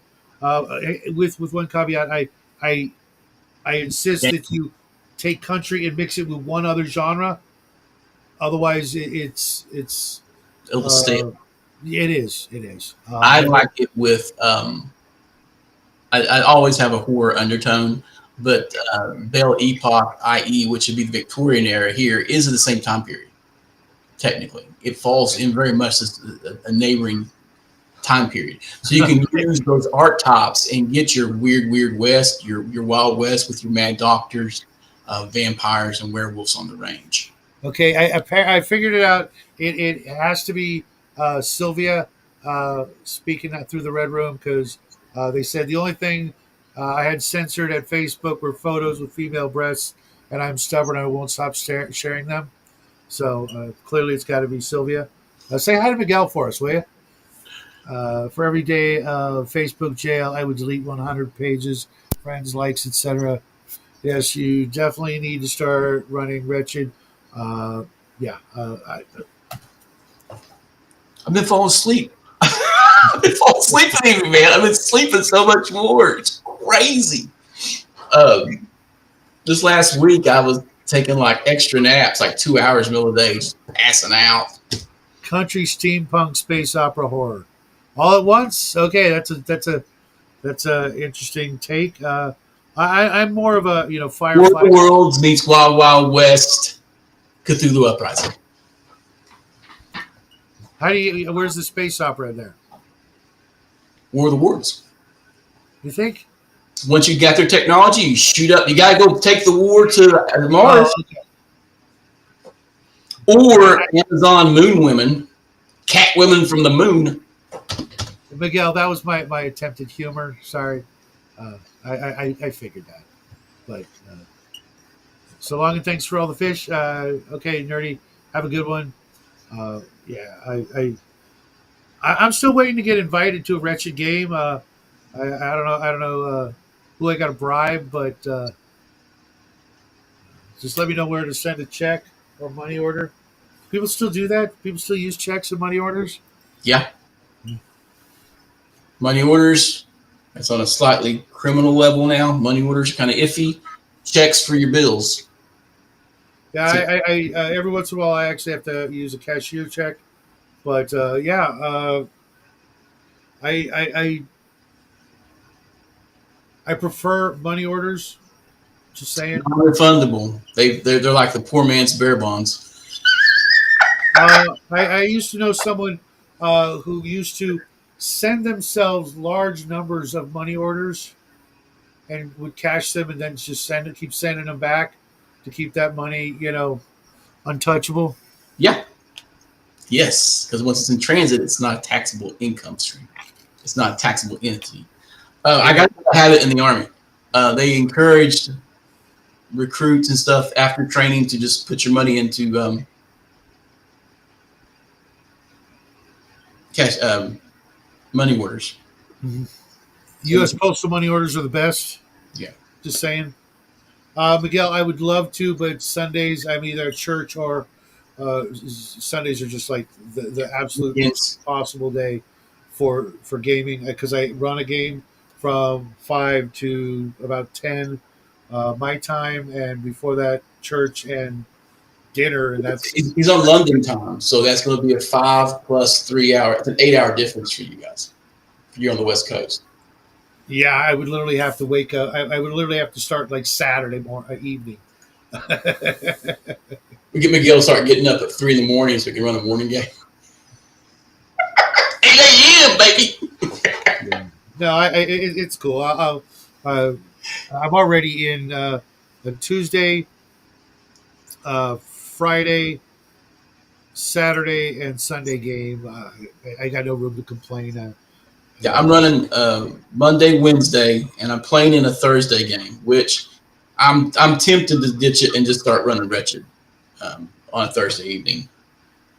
But I got Tuesday, Thursday. I might throw a Wretched game in. But if I'm playing like 4 days straight in the middle of the week, my wife might be upset with me, just a tad bit. Yeah, yeah. I can't imagine what that's like. Yeah. Well, here soon, my day period is going to be shot all to pieces because I'm going to have a newborn to take care of for about a year. Ooh. Yeah. Well, congrats. Well, it's the eighth grandchild. Um, so Elle's about ready to pop, and when that baby comes after a few weeks and she goes back to work, I'm the only one available to watch. And they don't put newborns into daycare, so they can't get them in anywhere till 1 year old, and they're on a 2 to 3 year wait list. So I'll probably be watching the new boy, for a year or two, barring anything happens to me. Thanks, Miguel. We'll figure something out eventually. If I'm going to keep reading and reviewing them, I think it's only fair that I, you know, get a little bit better familiarity with the entire system. We used to play on Fridays from 3 to 7 Eastern Standard, but now I got to pick up my granddaughter. So Miguel, again, ask Miguel and them if they're doing they're still playing on Fridays or are they just an open slot still? 7 hours a day, really? Wow, that's amazing. I wish I could do that. Right, 7 hours. I'm lucky to get 2 or 3 right now. What do you want? What do you want? You're a good boy. Yes, you are. I'll go play with you in a minute, okay? Right now, not so much. Take care, off grid. I hope you're feeling better. You better be better by Sunday. Just saying. Otherwise, Cal's gonna get all the good stuff. Yeah, he's been under the weather for a while. Missed our Sunday game. A lot of my friends are dealing with health issues, and Getting old, yeah, and everything in the world's poison. yes, If you combine misspent youth, everything in the world is poison, and the goddamn it, I woke up old one day. yeah. It's one of the reasons I am quitting smoking because I got too many plans, and I'd like to say I owe too many people money, but I don't. So I want to start racking up some bills, just so. Have a reason to keep pushing on. Yeah, well, no, I've got plenty of reasons. I got the boy, and I want grandkids, man. One of these days, I want grandkids that I know, as opposed to the ones that are probably out there that I'll never meet. Um, you ever worry about that? No. No. Okay. The universe makes things happen for you. Actually, I used to say the universe makes things happen. As I've gotten older, that's the Holy Spirit. That's the job of the Holy Spirit to guide things towards you. Yeah, I have siblings, right? Half siblings. Dad was a womanizer. So I have a half brother on the left coast. I have a half brother in Atlanta, minister, and then I have a half brother, possibly older brother, that was in Hawaii. That I never got a straight answer on my dad. I could look him dead in the eye with evidence and go, "How come we never talk about this, this, or this? These are my brothers, right?" And he would literally just look at me and change the subject, like didn't answer a word. Just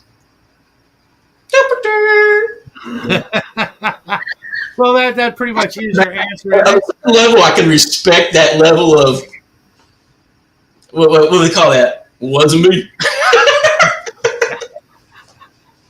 I just I know. My son is so puritanical and so holier than thou. He has no idea that some of the bad things that I'm guilty of. Let's say, um, we're all part of the process. If one tiny little thing changed, we wouldn't even be having that conversation because he wouldn't exist. right, yeah, yeah. That's why I wouldn't change anything. People go, "If you could," I'm like, nothing, because I would not be the man I am today if one thing changed at all, right? Um, so once you're reborn, you don't look back except as an object lesson. Yeah. This is what I did Well, wrong. This is why it was wrong, and this is why I'm a better person because I don't do that anymore. not just that, but it's all part of the plan, isn't it? Yeah, well, in theory, if everything's pre-planned, then there's no such thing as free will. So I have an issue with that, and going to a Southern Baptist place where they believe everything's preordained, then that's not true. I think so. I have conflicts. I have Well, spiritual. I used to be the same way until I heard something, I forget where, but they both can be right.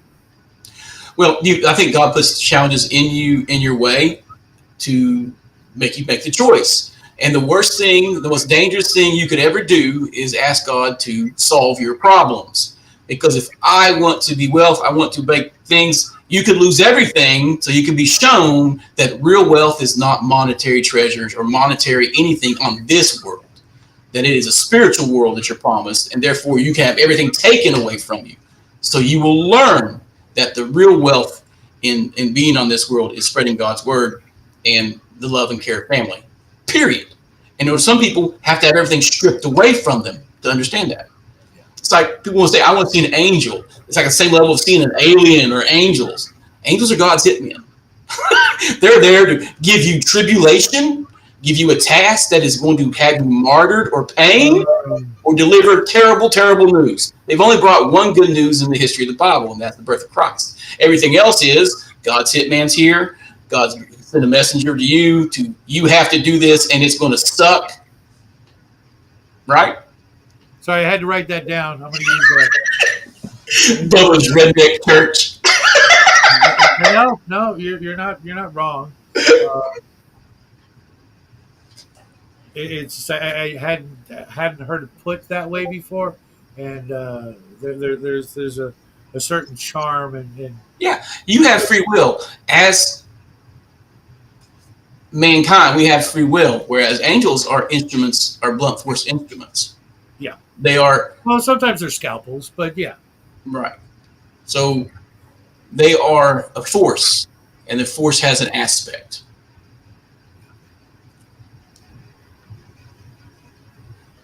It's a whole thing to get down into, though. Right.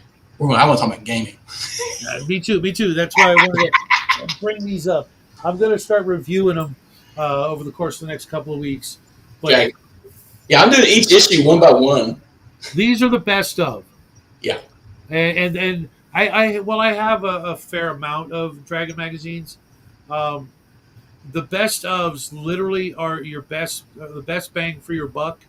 Well, they are, but they're the best of, in the opinion of the editor of Dragon Magazine. And I do believe that there are hidden gems buried in all these. Like there is one adventure that I love, and it's been a party killer every time I use it. And it is the temple, not the temple, but the crap.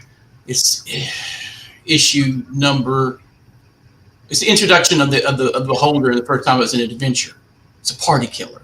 It is absolute devastation. I've not had any party win that fight. and it's the first introduction. And there's these early modules pre-dungeon. I think were way harder than anything they published for a fucking decade. And they're in Dragon Magazine. I'm trying to remember the issue number off the top of my head, but I got old man problems. I can't remember. But I think it's. Uh,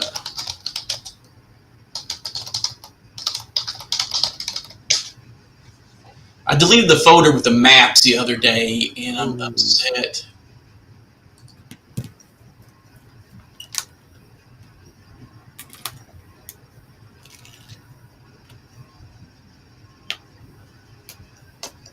Crap. Forgot the name of it. Move my folders.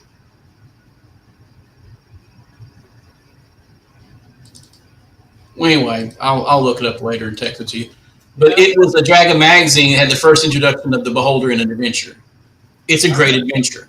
There's another one called the Sun Temple. It's a dwarf temple in a volcano. It's another lethal adventure. There's like 30 fire salamanders that all have magical items. They all have magical weapons. It is a bruiser of a fight if you don't have fire resistance. Plus, you can fall into the volcano.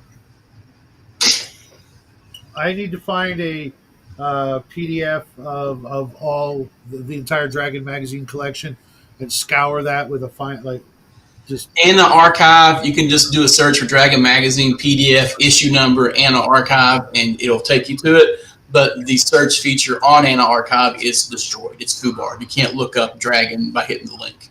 You got to do a search and get directed to it. Which sucks. But yeah, because I was looking at issues and lots of Dragon magazine, and I don't think I'd want to own every one of them. Just saying, it's a big chunk of paper that I don't know where I would store it, and there's a lot of stuff in the magazines that I just don't have the time to enjoy like I used to. yeah. So that's why I went back to my copies of the best of. Uh, and I'll go over that later. But I know there's still a ton of stuff out there for especially since I'm still running AD&D as my go-to game. You run AD&D TSR or Ostrich? AD&D. Okay. Mind you, there are things that I tweak here and there, mostly because we're playing online and there just isn't the time for weapon speed and armor factors and that crap that most people never used anyways. I did, but I can't find my wheel that I had to quickly figure out, the numbers and stuff like that. Uh, and I don't want to bog the game down with when we only have sometimes only 2 hours, 3 hours to play. Uh, let's just speed things up when it comes to those little aspects of combat. Otherwise, it's the game I know the best, so that's what I'm going to stick with. Especially since for me there were so many things that were taken out of AD&D in second edition that I'm like hyper focused on those things that I really enjoyed. Uh, the original Ranger, I loved all that goofy, weird not Arduin, Aragorn esque, magic item usage, the spells, and all that stuff. I know it didn't make a lot of historical sense, but I love that. I grew up with that. The Ranger was my first favorite character type, and getting a Ranger up to where he could do all that weird shit was just so flavorful for me. And then when they took things like that out, tried to make the Ranger more of just another dude, happens to live in the woods. It just took so much of the magic away from it for me, and that whole idea of continually watering it down as years went by with different editions and different systems. it just I feel like I played the golden age of that game. Why would I water it down? Play what you like, dude. I don't ever really worry about that stuff. Now, well, for a while it was really hard to find a group, of people who still wanted to, you know, play that particular game. Because let's face it, there are so many fantasy role playing games out there, from Tunnels and Trolls on to the modern day. There's probably hundreds. 32. Dragon Magazine 32. Fail pass. Let me write that down. It is a quintessential AD&D adventure, and it is hard. It is hard. Well, what is it? Just the proliferation of monsters in sticky situations, or is it traps? Set up. It might have been my ruling on Beholder Anti-Magic Ray because it has, like, I don't know, 36 gargoyle minions. So the gargoyles attack you inside the anti-magic ray. You need magic weapons to hit a gargoyle, and no one had any silver for some reason because they're retarded. It's the way it's set up. Plus, there's a big pool. There's a big pool he can float over top of lava. So he's an intelligent opponent. And there's other stuff in the level. It has a humidity factor where you're it's hot and stuffy, and there's some other stuff. It's just set up. It's a dungeon. It's a dungeon crawl, but with some Gonzo elements in it, and the first introduction of the Beholder in an adventure. Anyway. Well, this could be pretty nasty. Yeah. Yeah. It's one of my favorites, and I've never had a party actually survive it. They've all done something stupid. Well, they like to. I got players who like to plant their feet in a choke point and stand there. And when your opponent has like gargoyle minions who can fly over top of you, and the thing doesn't have to engage you, he just stands back here and start blasting. It's right. Pretty much one-sided fight. So. Gargoyles are another one of my favorites. I don't know why.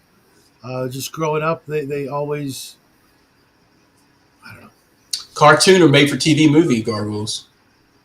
Neither.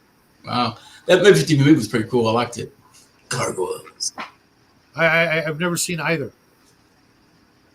Just going from the image in the monster manual and my own imagination and little bits of lore from history, and seeing them on buildings and things like that, even though the ones on buildings never look as cool as my imagination or the original monster manual image, where they were, more humanoid, human sized, but with the claws, the fangs, the horns, and the wings, stone demons. That, right. Like I said, you need a magic weapon to hurt them, and they just, what do they get? Like 3 or 4 attacks. 5. Yeah, I knew it was up there. 5, claw, tail, and in some editions they get their tail. They get their feet rakes. Yeah, they're another one of those that gets so many multiple attacks they just overwhelm your defender. Yeah, and you need a magic weapon to hurt them, so it makes them invulnerable to low-level parties for the most part. Yep.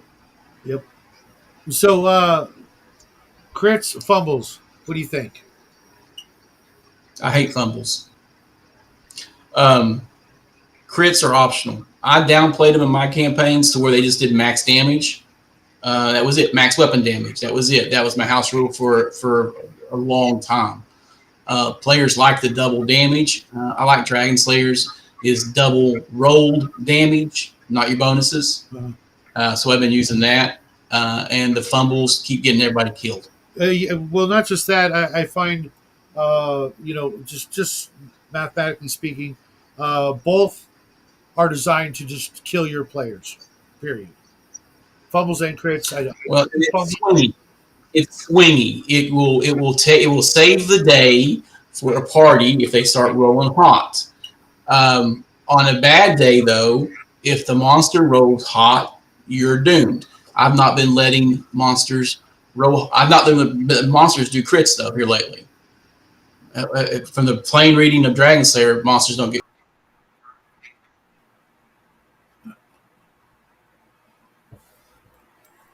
We'll have them right back, folks.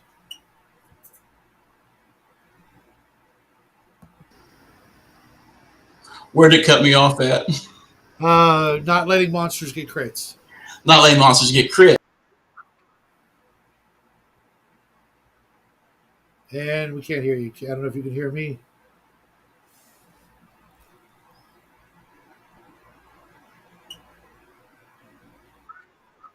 Especially like a hip toss or something. Yeah, see, for me, though, the whole idea is a little. I think we got the gist of it.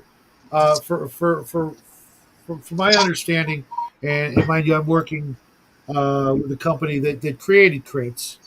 Um, it's just an inevitability.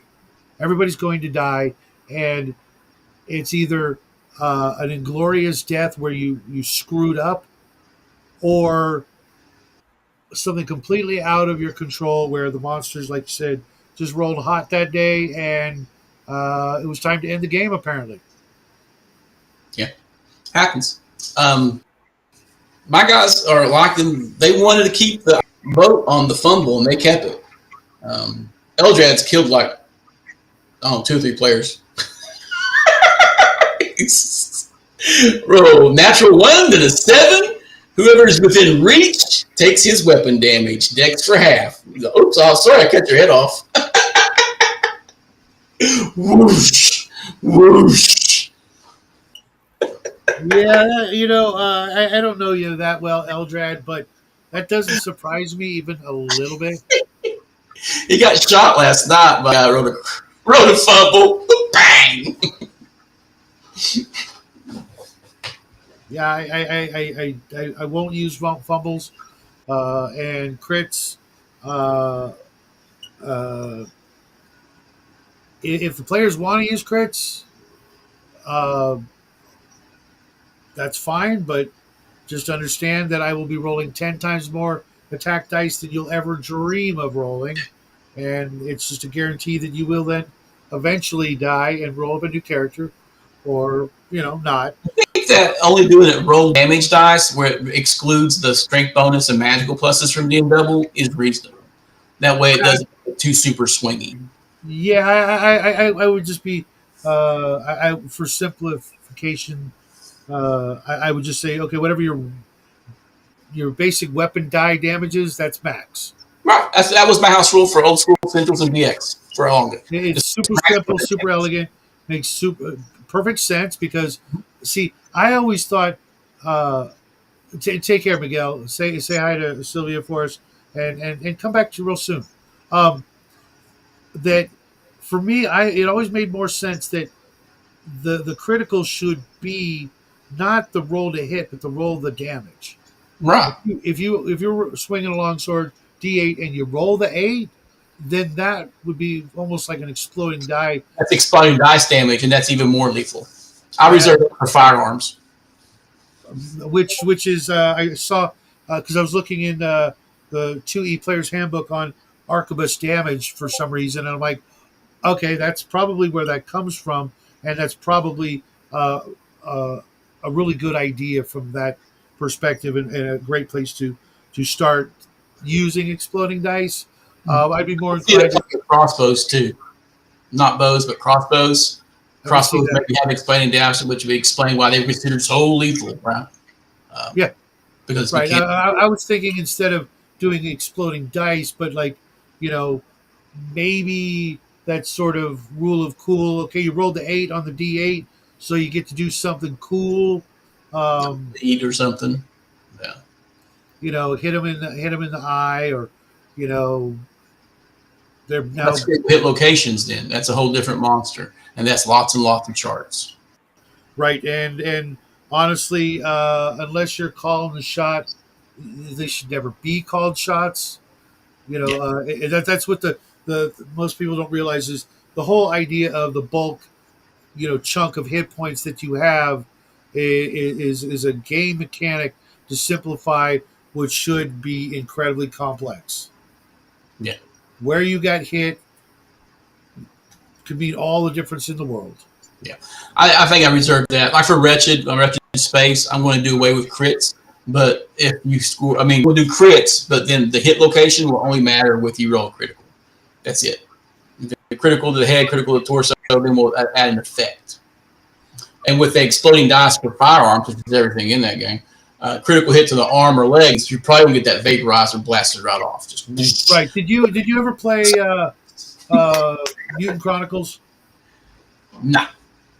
Okay. Well, they had a really simple body system. Every body location had 10% of your hit points. Yeah, I remember. Okay, that was Rollmaster too, I think, right? Nah, I don't know. Completely different companies in different countries. But I was thinking about it. It's like, okay, so my legs got 5 hit points. Well, shit, I'm going to be losing my legs probably, at some point. Yeah. Just because, it's not a lot of damage. Even if you did that to your 80 hit point fighter, okay, suddenly he takes 8 hit points anywhere and it's lopped off. Right. That's lame. Yeah. I feel like the whole hit point total and then the damage, a crit to a extremity would match what would actually have for catastrophic damage to that extremity. But it comes off your hit point total. A head wound, a crit to the head is a big fuck you. You're probably going to die. Yeah. But that's why they went with a big pool of hit points, even though it might not be a big. It's an abstraction. Hit points are an abstraction. It's not meat. Only that last killing blow is actual meat. Everything else is luck, bruising, use of your armor, or dodging it. That first 1 point hit point off your 100 hit point fighter, he's not even been hit. He missed it where it bounced off his armor. He may have a little tiny bruise, in my opinion. Yep. Or he's just tired. I think a percentage of your hit point total as an abstraction is actually fatigue. Oh, absolutely. That's one of the biggest factors that's completely discounted. Some games will have you can only be in melee for X number of rounds before you're exhausted. Mm-hmm. Most people couldn't even do that. Like your constitution in rounds, right? So you're telling me you can fight solid for 10 minutes? They're like, oh yeah, I want to bet. Let's get you in the ring and see how quick you're down. Yeah, I remember being in fights for like 5 minutes, and that is a complete beat down. I'm losing, but you're wore out either way, whether you're giving the beating or receiving it. Hopefully, you're not getting curb stomped, because then you're going to the hospital followed by the morgue. It's much better. Prefer to be given a boot party than be on the end of a receiving a boot party. That is for sure. And dangerous. You can kill someone real quick that way. I've seen some amazing survivals recently. That poor lady that got freaking picked up and slammed down on her head, and from a road rage incident. You see that one? I've seen several of them. I mean, I watch that stuff all the time when it pops up on X. I kind of dig it. It's like the fuck around, find out stuff, and then that's the news now, man. Any more of these people getting punched in the back of the head, and the older you get, shots to the head get more dangerous. If you're on blood thinners, any shot to the head can result in a brain bleed and kill you. So that's why I carry a gun. Yeah, I want to live somewhere where I can. Even though I still do. Yeah, that's what we talk about.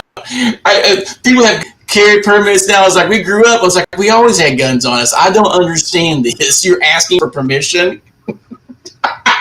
Well, because if you don't and you do get caught doing anything, you're You only think about the repercussions when you're younger. You don't think about it because you don't care.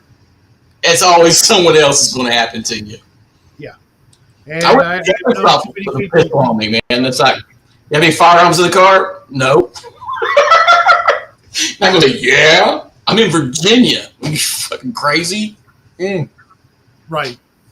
And I don't want to spend, my last 5 years in prison. It's 20 years in Virginia for an armed weapon in the car. Really? Wow. Mm-hmm. Yeah. It's probably just as bad here. I don't know. I'm just guessing. But, don't want that to happen. And, I don't ever want to, have to use my firearm again. But I also I only leave my house once a week, so I've narrowed it down to not have to as much. I actually left the out. Besides having to do stuff with the family and the wife, I hardly ever leave the house. She likes going to the damn grocery store, man. That's our. Oh my gosh, I'm so sick of that place. I don't have a problem with it because one, um, I pick out the food I want to eat and I make sure it's in the house. Because Yeah, if anybody else was in charge of that particular task, there'd be it's a whole lot of shit that wouldn't be in the house. when Uh, after the grandkids come over, they wipe us out. So we have to go to the grocery, and usually after grandkids come over, and the fresh stuff. It's like, oh, let's make this. I'm like, we don't have any of that. Wait, you suddenly want to make Greek chicken, and we're out of this, this, and this. It's like the other day. It's like, I want a gyro, so we made gyros. We had to go get just out of the blue. Let's go get lamb. Okay. Plus, I'm always needing like super glue or last week it was index cards, stuff for my hobby, Yeah. and I don't want to like Amazon or have that crap delivered. I just right now I need new paintbrushes, and I'm running low on paint, so I don't mind so much once a week, but more than that, yeah, I couldn't do it. It's like just do it all at once, plan ahead, and if not, gotta wait, which has been a very valuable lesson for my son. Is well, you ate up all your chips, over the weekend. Gonna have to wait till the next one Right. because the kid will go through a party-sized bag of Doritos in 24 hours. I'm like, gonna have to wait, aren't you? I have a cousin who's good at that. She eats big bags of chips in one sitting. I'm trying to break myself of the same habit They're so good. because apparently 7 chips or fries is my daily allotment. Oh dear God! I gotta watch the salt. Plus, we cut back on carbs, so I like salty, crispy treats. So it was hard to lose that. But Yeah. it's Well, fine. what did you go to? Just stop. Did you stop? Yeah, I've never had a problem just stopping. When I quit, I was a binge drinker. I just put my ear back on my head and quit drinking for a couple of years. It's like, look, this is what I want to be. Stopped. Same way with pills. For The most marijuana, things, I don't like that guy. Stopped. I've never had a problem, so I don't really have much empathy for addiction because I've always been able to just go, no, we're not doing that no more. most things I've been able to do that. There've been a couple of things in my life. Smoking, obviously, we'll see how that goes. But like drinking and other things, it was like instant, done. Yeah, and I can do the other stuff for periods, but then I slide back. That's mainly soda. I allow myself one soda a day. So I became sugar. Um, it's my own sweet. But I've been slipping a lot this past month. I've been after the holidays. I started snacking a little bit more, but I'm still holding under 180. So That's good. That's good. I That's want to get back down to 165, but I don't think that's going to happen. Reducing weight reduces work on the heart. So my goal is to reduce weight, therefore extend Yep. longevity. I have the same issue with my back. When I got down to 150, oh my God, I felt like the Flash. I Yeah. could just do everything. Obviously I was way too skinny, but I definitely didn't feel a lot of the issues. And COVID rolled around, and the next thing I knew, I was a fat bastard again. I'm thinking that come spring that we'll probably go carnivore again for a while, like for 3 months at least. That is going easier to do because I'll be able to grill and smoke more. If I can grill and smoke on a daily, I don't really want anything else. I can replace my craving for a soda or a snack with I got to spend 8 hours making this, and I'm going to be nibbling on it the whole time. That sounds like almost heaven. Yeah. Because I was thinking about the carnivore thing this last week before I went shopping. I was like, okay, well, I'm gonna get this and this and this, and I'm like, okay, maybe not. Maybe I'll just because I over the holidays I went through a lot of my the stuff in my larder, I call it. The bacon and sausage and all that stuff just disappeared over the Right. holidays. We had guests and things like that, and I'm like, I had 10 pounds of bacon. Where'd it Sam's go? the best deal in bacon. Sam's has the best deal in bacon. If you got Sam's near you, Yeah. that's where we get our bacon. Get them in the perfect packages. They're two. It's a 4 pound package, and it's in two pound things. And a 2 pound thing is a day. We eat 2 pounds of bacon a day when it's thawed, easily. For how many people? Uh, uh, me, How many? me, and the wife, but mainly just me. I'll eat a pound of bacon for breakfast, man. Wow. That's awesome. Are you sure you haven't died and gone to heaven? I just don't. I mean, when you're eating pure carnivore, it doesn't bother me. And my salt restrictions when I'm on carnivore, salt doesn't bother me anymore. I don't retain water after I'm eating a pure meat diet and eggs. It just doesn't. I don't get it. So I don't worry about it. Just dive in. Okay, I'm sold. I'm gonna go carnivore as soon as I can afford it. I just got to stock up for a while. It's fucking what is it? It's like $22 for an 18 pack of eggs here. What? That's crazy. Yeah, it is. It is. And We have as soon, local. It's and as $5 soon, per dozen by this little kid that works. I buy mine off a 7-year-old. Actually, it's like 10 or 12. There's a yeah, I didn't know that's where they came from. chickens, and he sells them through AW, that meat house I go to, right? So I get my meat. Now, since that deal I saw, that was their special this weekend. Pick 5 for $100. That's an amazing deal. So I buy pigs and I buy whole cows through them, right? But there's a kid and he's got a bunch of chickens and he started selling them during COVID. And now it's $5 for a dozen organic eggs. Local range-fed chickens. $5. And usually, and when they got extra, it's about 3. Okay, so what size are the eggs? Regular size eggs. Some of them are quite large. I prefer duck eggs, and no one's doing duck eggs. And I got to pay $5 for a half dozen duck eggs, which sucks, but I'll do it because I like them. Yeah, my boy likes the brown ones, but Yeah, these are all brown. That's really on diet and breed. we can't find those anywhere within an hour's drive where we live. But yeah, as soon as I can restock certain things in the freezers and stuff like that, that's what I'm going to do. I mean, that's insane, dude. I can't imagine paying that much for eggs. For 60 eggs, was it 60 or was it 30 eggs? It was like 30 something dollars. It must be 60 eggs. $2 an egg? It's like 50 cents an egg, basically. Maybe more, but I'm a fan of the jumbos because that way I can just crack one and I'm good. I eat 3 eggs at a time. I've been eating this side up here lately, too. Yeah. I did that this morning with my corned beef hash. Mm-hmm. But as soon as eggs, because of the what is it the bird flu or something that they killed off a bunch of chickens or whatever. As soon as that happened, and eggs jumped, basically doubled in price. I noticed more that the eggs were more expensive when we were up there, but I tend to buy them from the local butcher guy, and and like I said, it's like a local 12-year-old boy has got a ton of chickens. I think it's funny, Who's your hookup with eggs? Just 12-year-old, I know.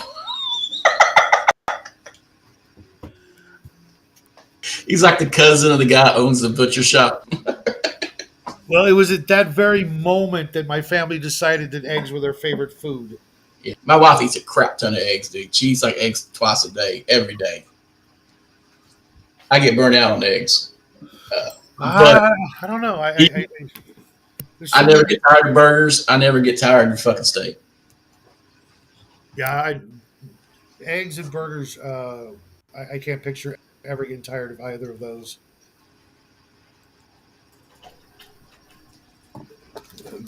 I made burgers last night for uh, Jack and his friend who was over for the day because they had the day off. Yeah. Uh, Half-pound burgers are the new norm, I guess, Yeah. for us. Yeah, I like big thick burgers, waffle flats, and smash burgers. Yeah,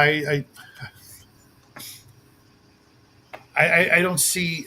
I didn't know what a smash burger was, and I got one from a truck at the car show, and I'm like, wait a minute. I thought it was literally going to be bigger Mm-mm. and thicker, but no, it's apparently Use they sirloin. If you're going to make a smash burger, you want to use sirloin. You want to use lots of onion and toppings, and you always have like 2 or 3 patties on your burger. So the smash burger, it's a misnomer. You have thinner patties, but you're using more patties, and you can get more cheese between each Oh layer. no, it was just a single. There was no option. Fuck It that. was, Double cheeseburger, baby. I'm like, what is special about this? It's crisper. Okay, yeah, I'm not a big fan of that either. Uh, I like the smash burgers are nice if you're a dipper because you can get them, you can squeeze down on it, and you can dip them in stuff. okay, And, yeah, and that changes by region. There are certain areas where they throw down the onions and they put the burger on it and they smash the onions into it on the bottom. And then when you get ready, you throw cheese on it and you melt it on both sides of the burger and you flip it and you stack it. So it's like a double cheeseburger. I've never seen a decent smash burger that wasn't a double cheese, like double with onions and stuff. no, these were just singles, nothing special at all. And I'm like, why did I just pay $15 for this? That's crazy. Well, I have levels of that. $10 to $15 is burgers because it goes 10, 30, 50. And you've never had a $50 burger. I'm just saying they exist, and some of them are really worth it. I honestly can't picture that, knowing that making my own, which I'm not opposed to. I was at the Tuckaway in New Hampshire, and I got one, and I can't remember if it was a $30 or $50 burger. It might have been 30, and it was made from prime rib tips, topped with aged cheddar. And when you bit into it, it was like your brain was confused. This is the best burger I've ate, and this is a really good damn steak. At the same time, like I'm eating steak, I'm eating a burger. Your brain, because the ribeye tips are perfect. It was ground up ribeye tips. All right, all right. It was an amazing burger. It was worth whatever I paid for it. I think it was $30. It was amazing.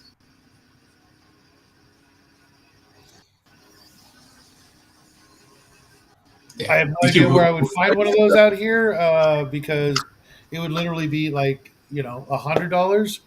Probably. Because everything is just.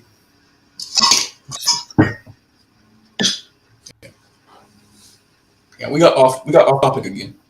Yeah, it happens. It happens. So what's the next game you got going on? Tomorrow, I'm running a new Dragon Slayer game, Barrel Maze. So, my guys stopped playing old school essentials, switched over to Dragon Slayer, and we're going back to the Barrel Maze. So we're starting What is the Barrel Maze? It is a linear mega dungeon, undead themed, in the middle of a swamp amongst all these barrel mounds. Okay. So you break into barrel mounds, explore barrel mounds, and they're like like 3 to 5 room dungeons themselves. Okay. And below that entire thing, some of the barrels lead down to certain sections of this dungeon, is a sprawling mega dungeon that's linear. It's not, the traditional mega dungeon, the lower you go, the harder it gets, blah, blah, blah. Right. Where it's linear. There's no way to know what level of the dungeon you're walking into as it's all flat. You could literally stumble your way into an area that's way over your head. Kind of like, what the hell was it? B2? Keep on the Borderlands. Right. You could go in the wrong case. Okay. Bad move.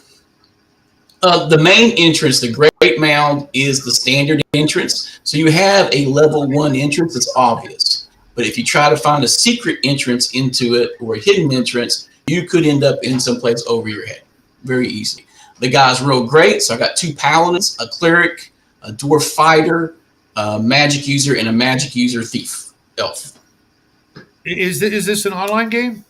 Yeah, And you don't have any trouble with the mega dungeon, as it were, with an online game, we uh, with players wanting to either not leave or constantly leaving. it's a back and forth. I will pause the game in the dungeon. I prefer you end the session outside the dungeon. That way, I don't have to worry about players not showing up next issue. Right, so we're not camped out and Bob's not here. So Bob gets robotized, NPC'd, or what? Right, camping inside the barrel maze is a fool's errand. You will die. You have a 3-hour window to explore barrel maze before the sun goes down. Then you got to trek back to the swamp to get to civilization before the sun goes down, or you camp in the swamp at night. But if you camp in the barrel maze, that's when more undead come out. Right. The super scary undead. So Okay, because in your underwear, fighting wraith. I've done both, and there's a lot of logic behind not not being in the dungeon, as it were, in case somebody doesn't show up next week, which is a constant thing in my game. There's almost always someone who can't make it, but Yeah. we've got a good group of 8 people, so there's almost always someone there, and you know, I don't have a problem with running somebody else's character. Do you? If they're not there? I don't like. I don't like doing it. That's their character. It's their responsibility. If I play it, I'm not playing it as they would play it. And if another player plays it, they are expendable red shirts for some people. Of Yeah, course, no, I would never ever do that. But yeah, but people do. I mean, players will do that. If I have, yeah, if the party's yeah, NPCing him, he's a fucking red shirt. yeah, I don't keep. Uh, I usually say they get sick, ill, and you have to carry them out of the dungeon. I'd rather not run someone's character when they're not there because that's their character. Real I've quick, done it. I don't like it.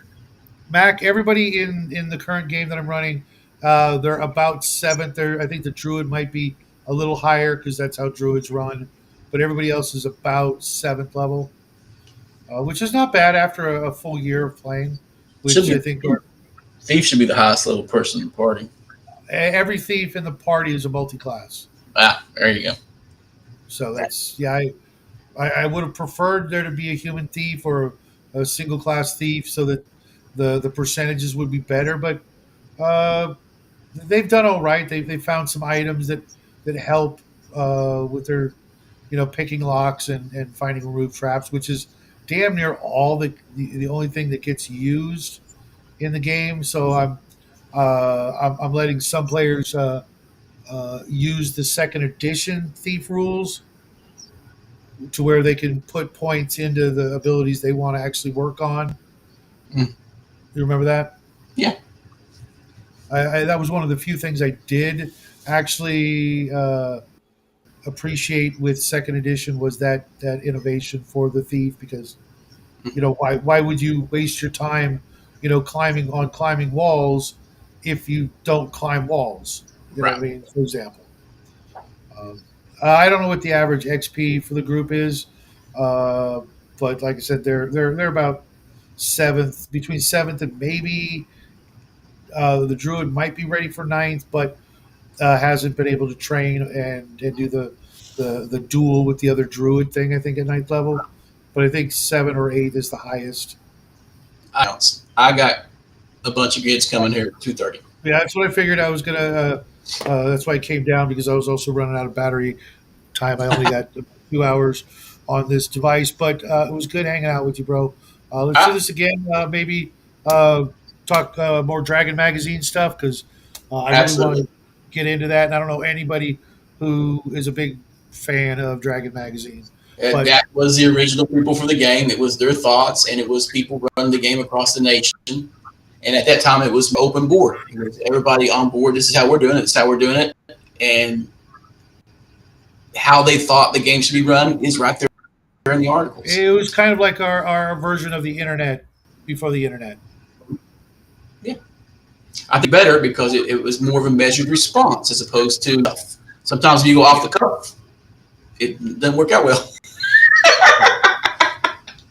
All right, brother. Enjoy the Right, rest of your day. I will see you real soon, I hope. Take care. Everybody else out there, thanks for sticking around and playing along. I will see you guys tomorrow when I review the Best of Dragon Magazine #1. Until then, folks, have a great day. Love you guys, and I will see you real soon. Happy trails.